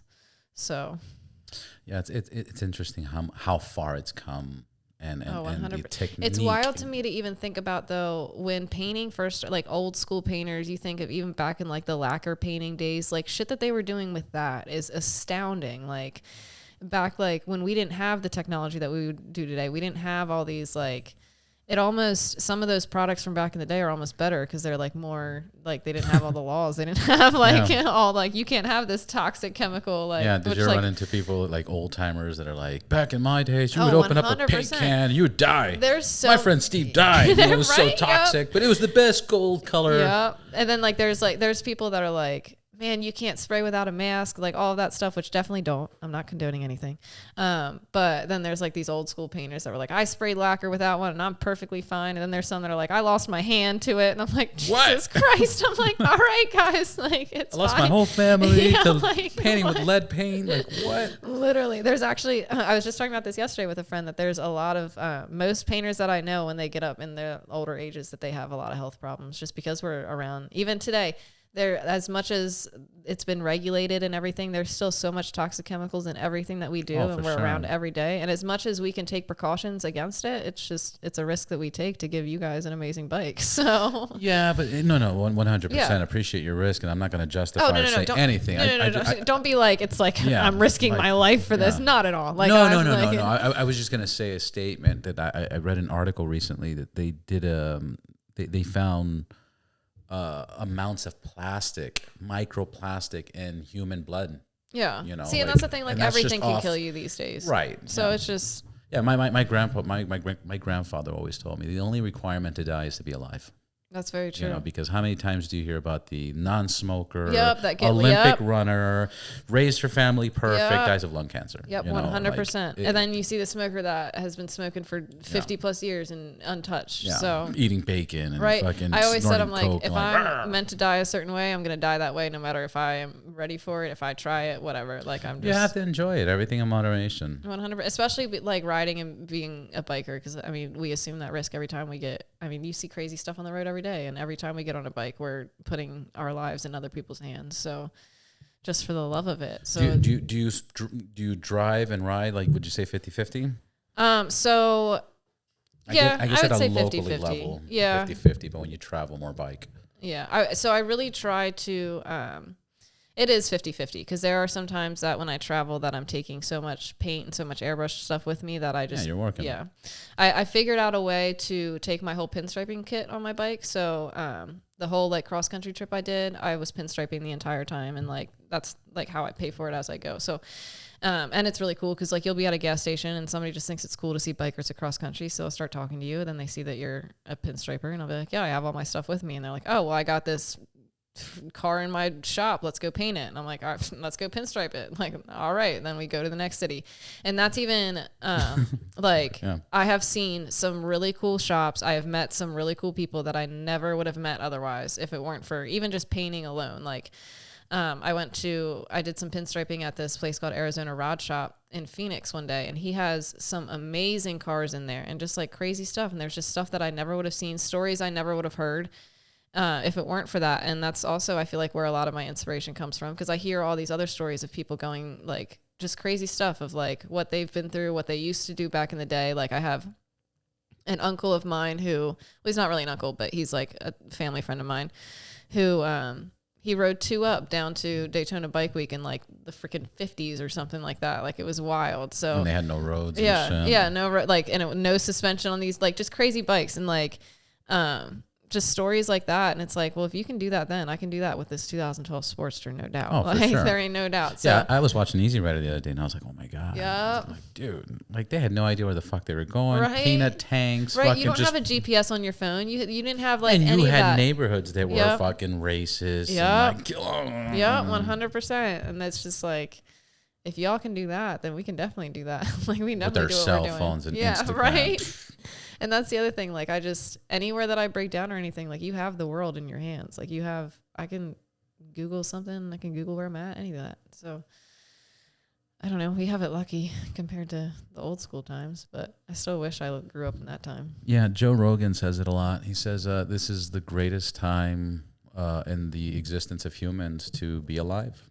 Like the amount of shit. Well, yes, I do. Because if you look at, forget technology, like cell phones, wow, computer, wow, screens, like all that stuff, wow, okay, that we know. But if you just look at medicine, You look at just medicine in the last 20 years, it's like, wow. If you look at medicine in the last 100 years, I mean. That's very true, too. Even life, like just life expectancy and stuff like that. You know, stuff like that. That is wild. If you look at like food 50 years ago and now, you know, now it's better. You know, like in the 90s, it was, you know, McDonald's and, you know, are you lactose intolerant? Who cares? That's Drink milk. True. Yeah, that's drink milk. Yeah, right. Like you'll grow out of it, right? Grow out of it. It's okay. Give it more milk. You know, I don't know if you remember those times, but I do. I do. Like, and I met people. They were like, "I was lactose intolerant." I fucking like. Yeah, my cousin was, and we didn't do anything. Like she just keep drinking it. Yeah, stop being a bitch. Yeah, literally. Like and now it's like that's very true. You know, that's so we are more informed. Yeah.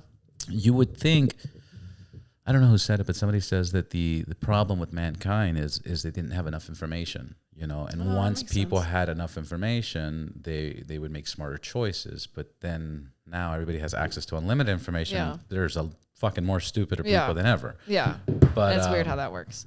Yeah, there is something that needs to be corrected. But like I said, if you just look at medicine. Yeah, no, that's very true. You know, like how they're curing stuff, how they're fixing stuff, how they're keeping people living longer. It's a beautiful shit when, you know, fucking there's a fire, the technology of, you know, before a house would burn down because fucking they couldn't build it right and instantly. So yeah, I do think it's one of the greatest times to ever be alive.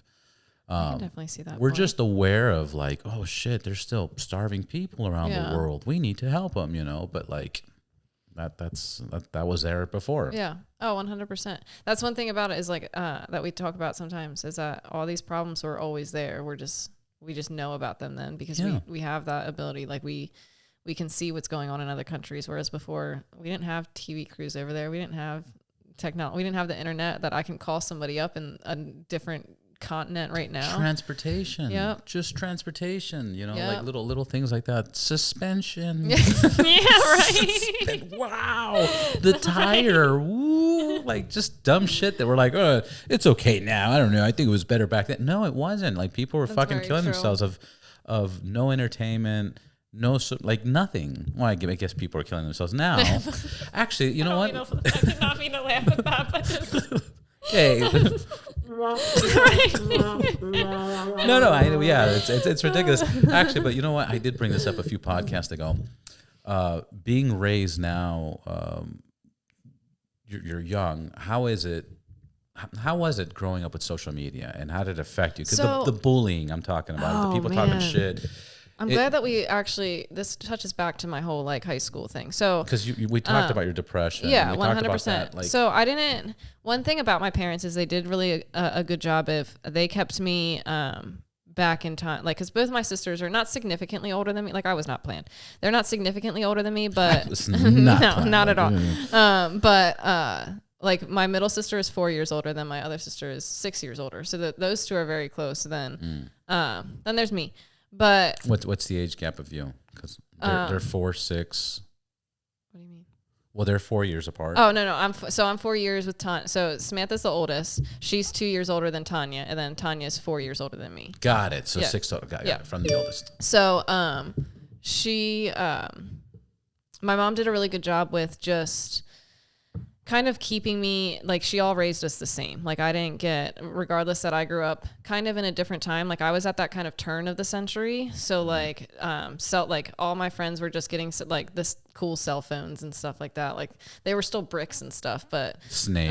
Yep. All of that stuff. And then like, when the Razor phone came out and stuff, that was, right. That was my kind of time.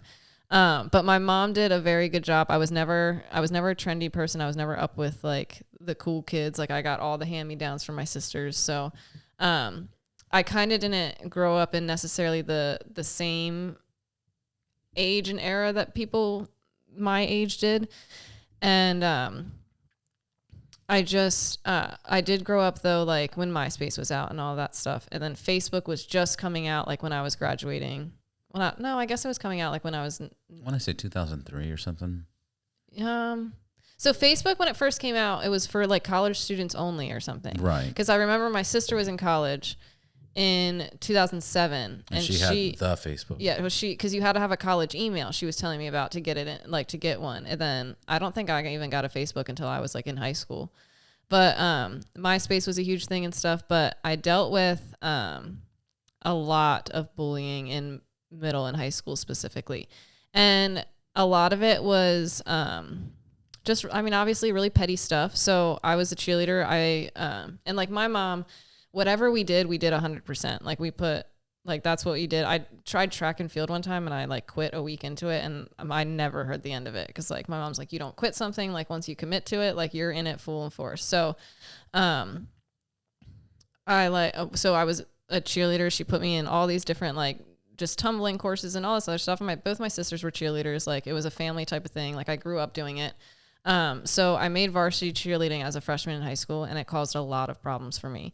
A lot of people, like, I assume that's what it was. I don't really know. Everyone just kind of hated me. I don't know why, but I got posted about a lot. I got jumped in school a few times. Like that that was pretty fun. Good old little Hicktown, Pennsylvania. Yeah. So, but it was real. Like you physically 100%. Like it was like, I'm kind of, I don't want to joke about it, but it's like, how did that work out? You were like walking down. Dude, literally, I like, what's up, so bitch? I was like, no, 100%. But I was like walking down the school and like people would say that I said things. So like I was not a partier. I never got drunk before I was 20. One time. I got drunk one time before I was 21. I never was allowed, like my parents, I don't know if they knew I was a wild child before I even did anything, but they were strict from the start. So I never got in trouble for them to be strict. Like, so I always had a curfew. So I was like, these people are saying that I got drunk with all these people. I'm like, I don't know. I never said any of this stuff because I don't party. I don't do anything. I'm never at a party because I'm never allowed to go anywhere. I'm not allowed to sleep over anywhere. Like I'm not allowed to do any of this. So it didn't make, like, there was just a bunch of stuff that didn't make sense to me. I was walking down the hallway one day and one of these girls come up to me and she's like, you're talking shit. And I was like, I'm not, dude. And it's like this whole group of them. And like, they just all fucking had at it. And I was like, I did not say or do any of this. And then like, I would go to the kind of like guidance counselor, and like they would be like, well, it's just like high school or whatever. Then I would get bullied even more because I went and tried to get help with the guidance counselor. And then like I would tell teachers, then I would tell teachers that this is going on. And then like they're just like, oh, well, it's just girls being girls. But I'm like, no, you don't understand. Like this is brutal. And it wasn't until like they would somebody put jelly in my hair one day. Like there was jelly? like peanut butter and jelly. Like it was just like wild. Jam? At lunch. So that was fun. There was just a bunch of crazy stuff. And then it wasn't until one day I called my mom from the bathroom like bawling. And I said, Mom, I can't do this anymore. I was like, I literally cannot do it. And so then she came and picked me up from school, and she actually had at it with the school too, because I went to multiple teachers about it. I went to the principal about it. I went to everything. And then there was one time that somebody came after me that I actually like defended myself, and like I threw a chair at him.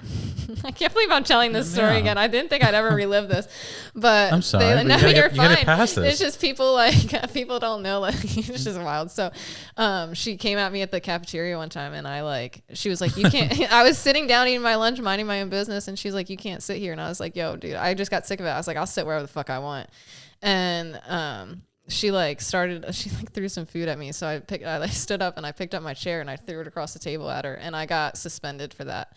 And so my mom, like, this is like movie shit. Yeah, right. No. So my mom joked, she's like, your life could be a reality show. I said, the shittiest part about that statement, Mom, I said, is reality shows are scripted. I said, this is just my fucking life. I said, I don't. Right. And like, it's irritating because I'm a very strong believer in karma. So I try nothing but to put good out in the world. Like that's all I try to do and stuff. And, so then, I was in the principal's office waiting, and then my dad actually came and picked me up that time.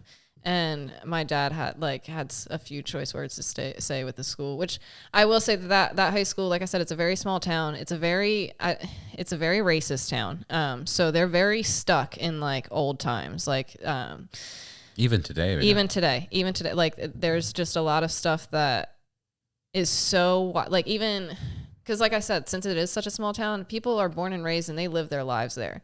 And it wasn't until I moved to Texas and I started traveling this country that I realized that is like... that's not normal. That's not normal at all.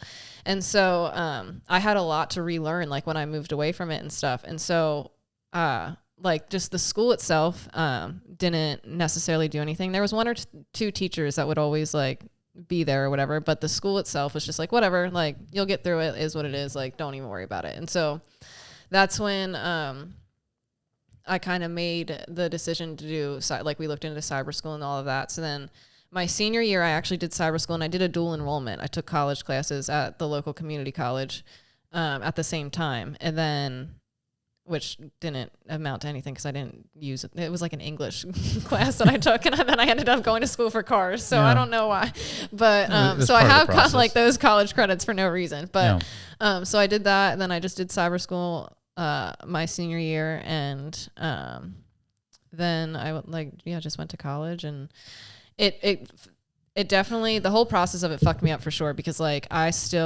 I never have trusted anybody, even with like friends, because like these are all people who are supposed to be your friends. And like I said, since it's such a small school, like one person can get everyone to hate you. So like it just, I didn't fit in well. Even now, people like some of my hometown friends are friends with me on Facebook and stuff and Instagram. And they see like the tattoos and the piercings that I get, and they lose their minds about it. And like, it's just a very small-minded mentality there.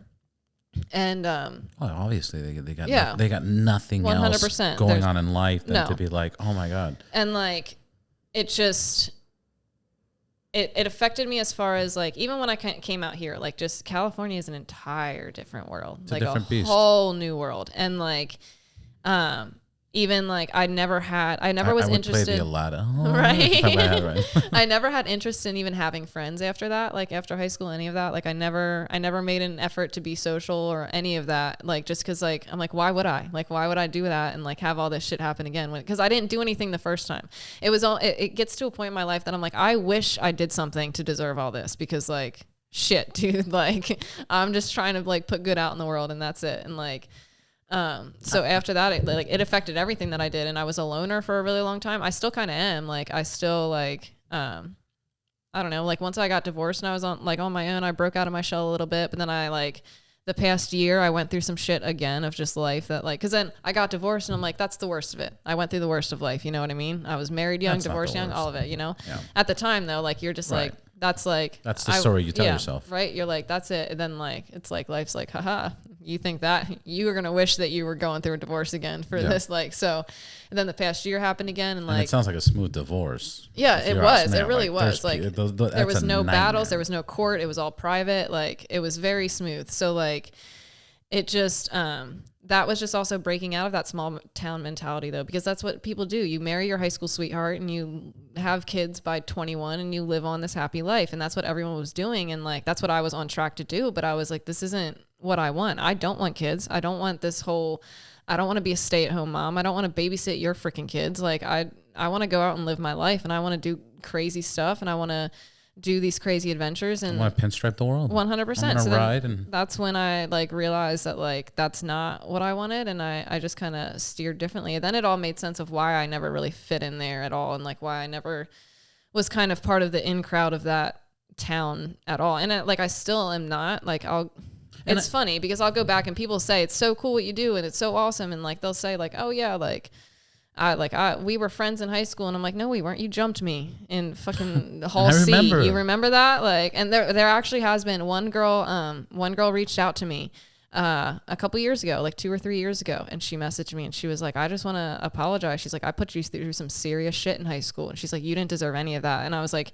regardless that this is almost 10 years later, I was like, thank you for saying that. I said, because I didn't realize I was holding on to a lot of the shit that like you would do and say. Cause like people don't realize that like when you do go through something traumatic like that, regardless that you don't realize that you carry it with you, there was like just certain mentalities and certain things that I would do in my current friendships that just were because of that, because I'd be afraid of like that happening again without even realizing it until like she apologized. And I'm like, fuck, like, I didn't realize I was carrying that. Like, it sounds dumb because it's something dumb. It's like, oh, this bitch like said something about me in high school, but like you don't realize how long you're carrying that with you until like it affects people. Yeah, 100. Especially when it's something like they weren't just saying like this girl was like, they weren't just name calling. Like it was full on like full on insults. Full on insults, and rumors and stories that were like never even true. And like I'm even stealing. Like there's certain times that I deal with that now. Like there's there was been a hate page made about me on Instagram, and it's just like high school. And I even said that. I said, I thought I was done dealing with this stuff in high school. Like, it's wild to me. And like, it's just stuff that I feel like there's always going to be people like that. And that's like the shittiest part about it. And what breaks my heart about it is if those people put the same amount of effort into what makes them happy, they'd be in the same position I am. Like, they'd be loving their life just as much as I do. But you're too busy putting all your effort into trying to hate somebody else that you don't have the space to make your life what you want it to be. And this is why you're stuck, and this is why you don't outgrow it. And then I'm just a bad person though for saying that. Because no, you're not a bad person. In their perspective, because you know their situation. You've grew up in that situation, 100%, and you were able to escape it and realize, wait a minute, there's a whole fucking world out here. And that brings us back to like the whole, we all have the same 24 hours, and people will get mad at you for using the 24 hours in a better way. And they're especially, it's that whole quote that strangers will clap for you louder than the people that you know, and it's because the people that you know came from the same spot, and they're still in the same spot, and they're just mad because they can see that it can be done, but they don't want to do the work to get there. Yeah. So yeah, I just saw one today, and it was like, what did it say? It said it's easier to create a stranger into a fan, or I'm sorry, it's easier to create a stranger into a friend than a friend into a fan, or something like that. That's probably very true. You know, I'd have no doubt about that. No, and like, don't get me wrong, I haven't been like pure my whole, like, I had definitely like have fucked up, and I've like, there's people out there that will through and through tell you that I fucked them over, but I can honestly sit here soul-heartedly and say that I did, in every single situation that I have ever been in my life, I have done my absolute best with consideration of my own feelings and consideration of other people. I was never in a situation where I'm just like, fuck everybody else and it's only me. Like, so just because of that, like, that's like, I sleep well at night. Like, I know that my intentions are good every single time that I try to go in there, regardless that it doesn't always turn out that way for whatever situation. Like, there's another one that I saw recently was like, you could lose your phone and somebody out there is going to say that they were ignoring your call, or that you were ignoring their call.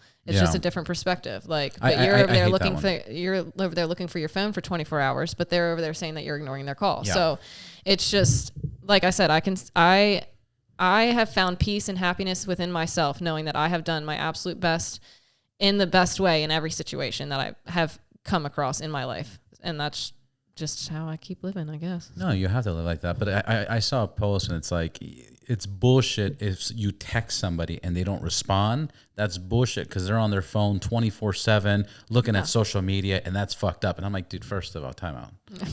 like every person riding a motorcycle cannot fucking answer their phone. No, okay? 100%. There's people with children. They give their phone to their children. They don't have their fucking phone. Or sometimes I'm just tired of talking to people. I got to talk to people all day, every day about their bikes, about their paintwork, about everything. Sometimes I just don't want to talk to somebody. I'm not even fucking around. I hit this focus thing. I just got that. Yeah. I just updated my phone and I go to the gym, fitness. Right now I'm doing podcasts. I was going to change this to podcast, but right now I hit the work. Like, there's so many. I do a fucking podcast. I talk to people for 2-3 hours. Yep. You didn't answer my fucking comment. You're a fucking dick. You know, you're selfish. Like, what? Yep. Or like, customers will get mad at me because like I'll be in the shop for however long, and you're then like painting, 100%, and I'm like, I'm sorry, like, especially because like I'll get on my like Instagram between flash times, but I'm in the booth. Even if I answered your phone call, I can't hear what the hell you're saying anyway. So like, I'm gonna chill on my phone for a second. When I get a chance, I'll call you back. Like, simple. That's one thing though that I do disagree with about the whole social media thing, is it has definitely made people think that they have access to you all the time. Yeah, 24/7. I have customers that are texting me at like 11:30 at night, and they expect a response. And I'm like, if this were a shop that had hours, you would not be doing this. If I had a 9 to 5, you would only be calling me in the hours of 9 to 5. And if you weren't, you would be leaving a voicemail, and I'd be calling you back at 9:30 the next morning. So you might want to consider getting a Google Voice number. Right? I should. There's so much that I because it's just an app now. You know, you download the app. It's all your messages go there. You log in whenever you want to log in. You get the notification. Probably what I should do. And if there's a number you want to block, you just block it. Very easy to do. You have full control, and it's going to be easier especially as you grow. All it is an extra app, and it's a separate phone number. Oh, that's nice though. Then you can just keep everything separate. Yeah, because I had my personal information, my phone number and stuff, and it was like 2 times where I was getting calls at weird hours. I was like, what the fuck? That's the thing about it. Yeah. You know, and it only takes that one asshole or right to fuck it up for everybody. Yeah, 100%. Like I'm gonna leave my helmet on my bike, and it's like it's that one fucking asshole that's gonna go and like fart in it and throw it behind a tree, and now I have to buy a new helmet. Like what the fuck, dude? That's all, it only takes one person, but it's been a wild ride here for sure. Yeah, I can't complain though. I'm super thankful that I've ended up where I am, and I wouldn't trade it for the world. And I used to travel and paint a lot. And then I just, this past weekend went and did a job, and I'm finally at it, like living in a place where I don't want to travel from anymore. Like I just want to stay here. You have a home. I do. It's wild. I've been searching for it for a long time. I even texted my roommate when I was away at this job, and I texted her, I was like, I'm homesick. And she said, for Pennsylvania? I said, no, for Oceanside. And she was like, that's weird. I was like, I know. She's like, that's weird for you. And I was like, I know it is. Like, this is somebody who, like, I go on the road for months at a time. I don't get homesick. Like, have you met Lucky Dave? Dave? No, I haven't yet. He's right there. Okay. I didn't know that. Yeah, he's like, I think he's like right by there, like the industrial section by Ocean. Okay. Yeah. I'll have to. Yeah, just search up a shop. Lucky Dave. We have a lot of mutual friends. Like, he's good friends with a lot of people who I'm good friends with. So we haven't crossed paths quite yet, but I'm sure. I promise you're only like 15 minutes away. Really? Yeah. Interesting. Okay, well, I'm sure we'll cross paths soon. Yeah. So that's cool. Well, we covered a bunch of shit. We did cover. I mean, you covered my whole life pretty much. Your whole life. The deep, dark secrets of my whole life, too. No, that's good. Thank you for sharing. No, of course. Thanks for having me up here.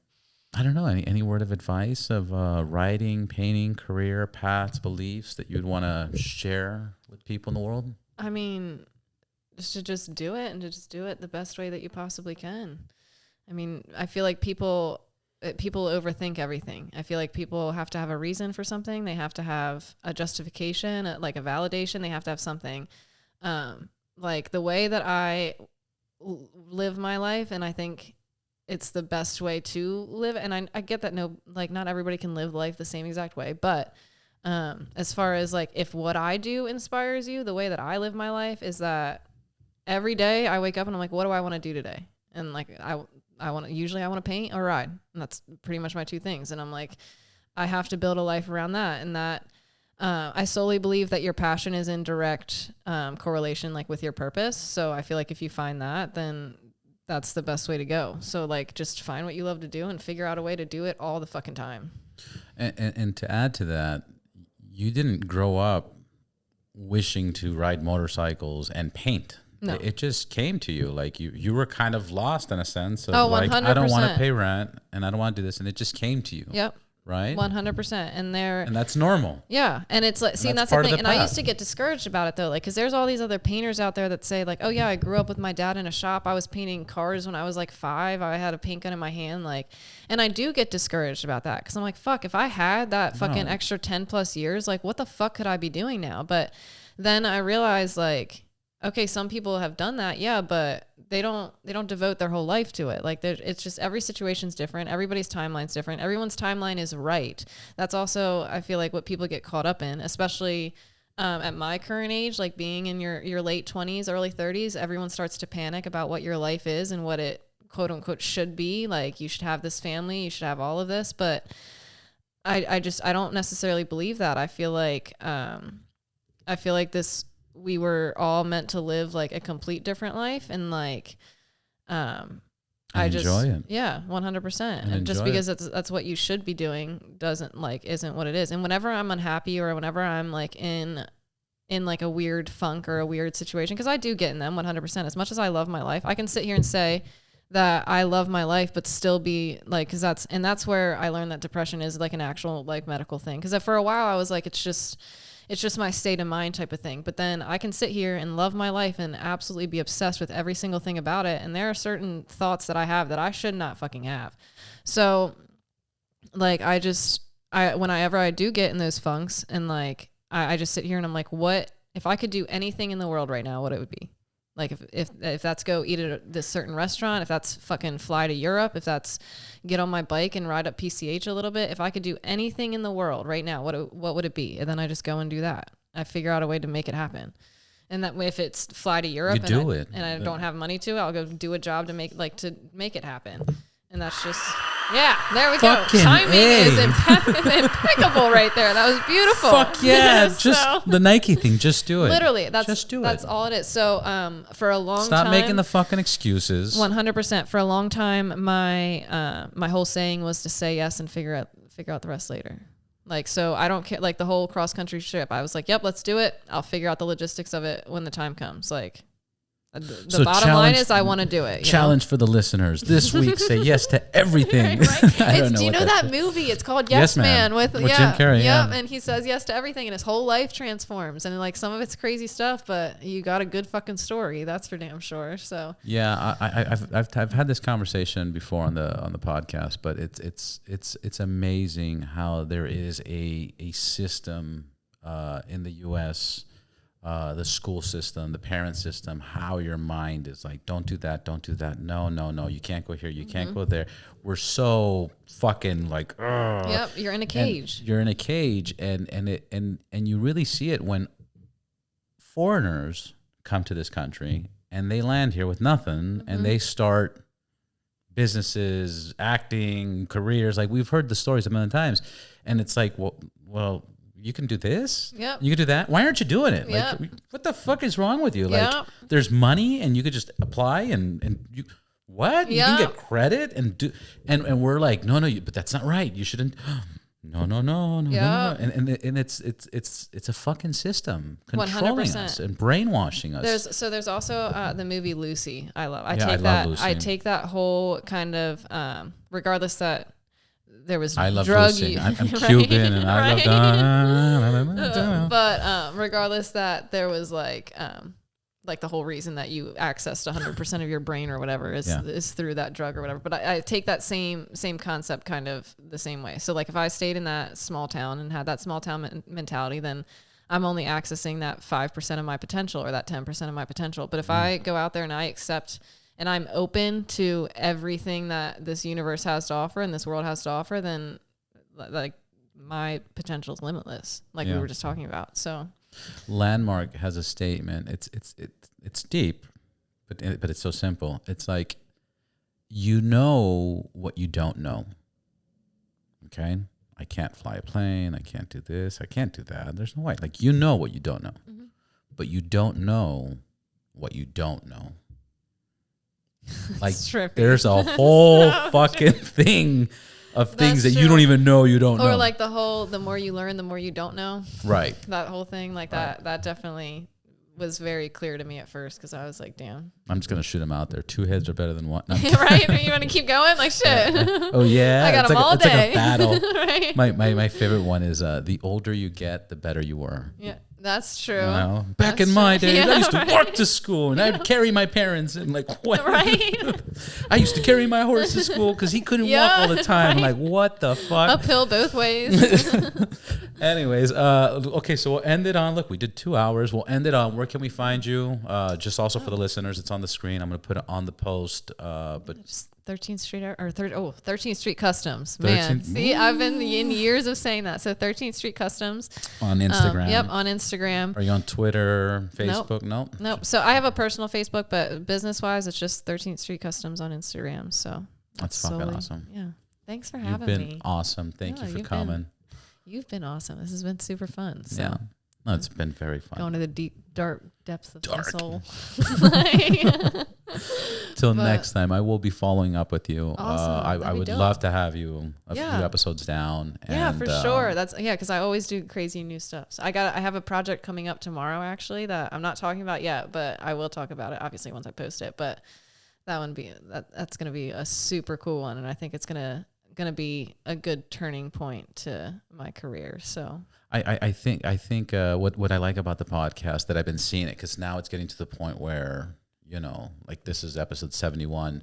I'm touching bases with people that I spoke to before, and it's a good little checkup to see. 100%. But it's also cool to see, like, again, so I'm coming on this podcast with where I'm at in life, and people see that, and that might be an inspiration. But then in a couple months, when you see what I can do with that couple months, like that's where it comes from. Like, it's beautiful, yeah. And even so, like the girl that was messaging me the other day, she's like, "Yo, it's so cool where you're at and stuff," but she had no idea where I came from, and to know where I came from in just 6 or 7 short years ago, Like that's where I get motivation from other people. Cause I'm like, if you could do that, cause I know that like I had a really good upbringing. Like there's plenty of other people that have a way harder struggle than I did. Like people are looking at me like, oh, this bitch got bullied. Like that's the least of my, yeah. Right.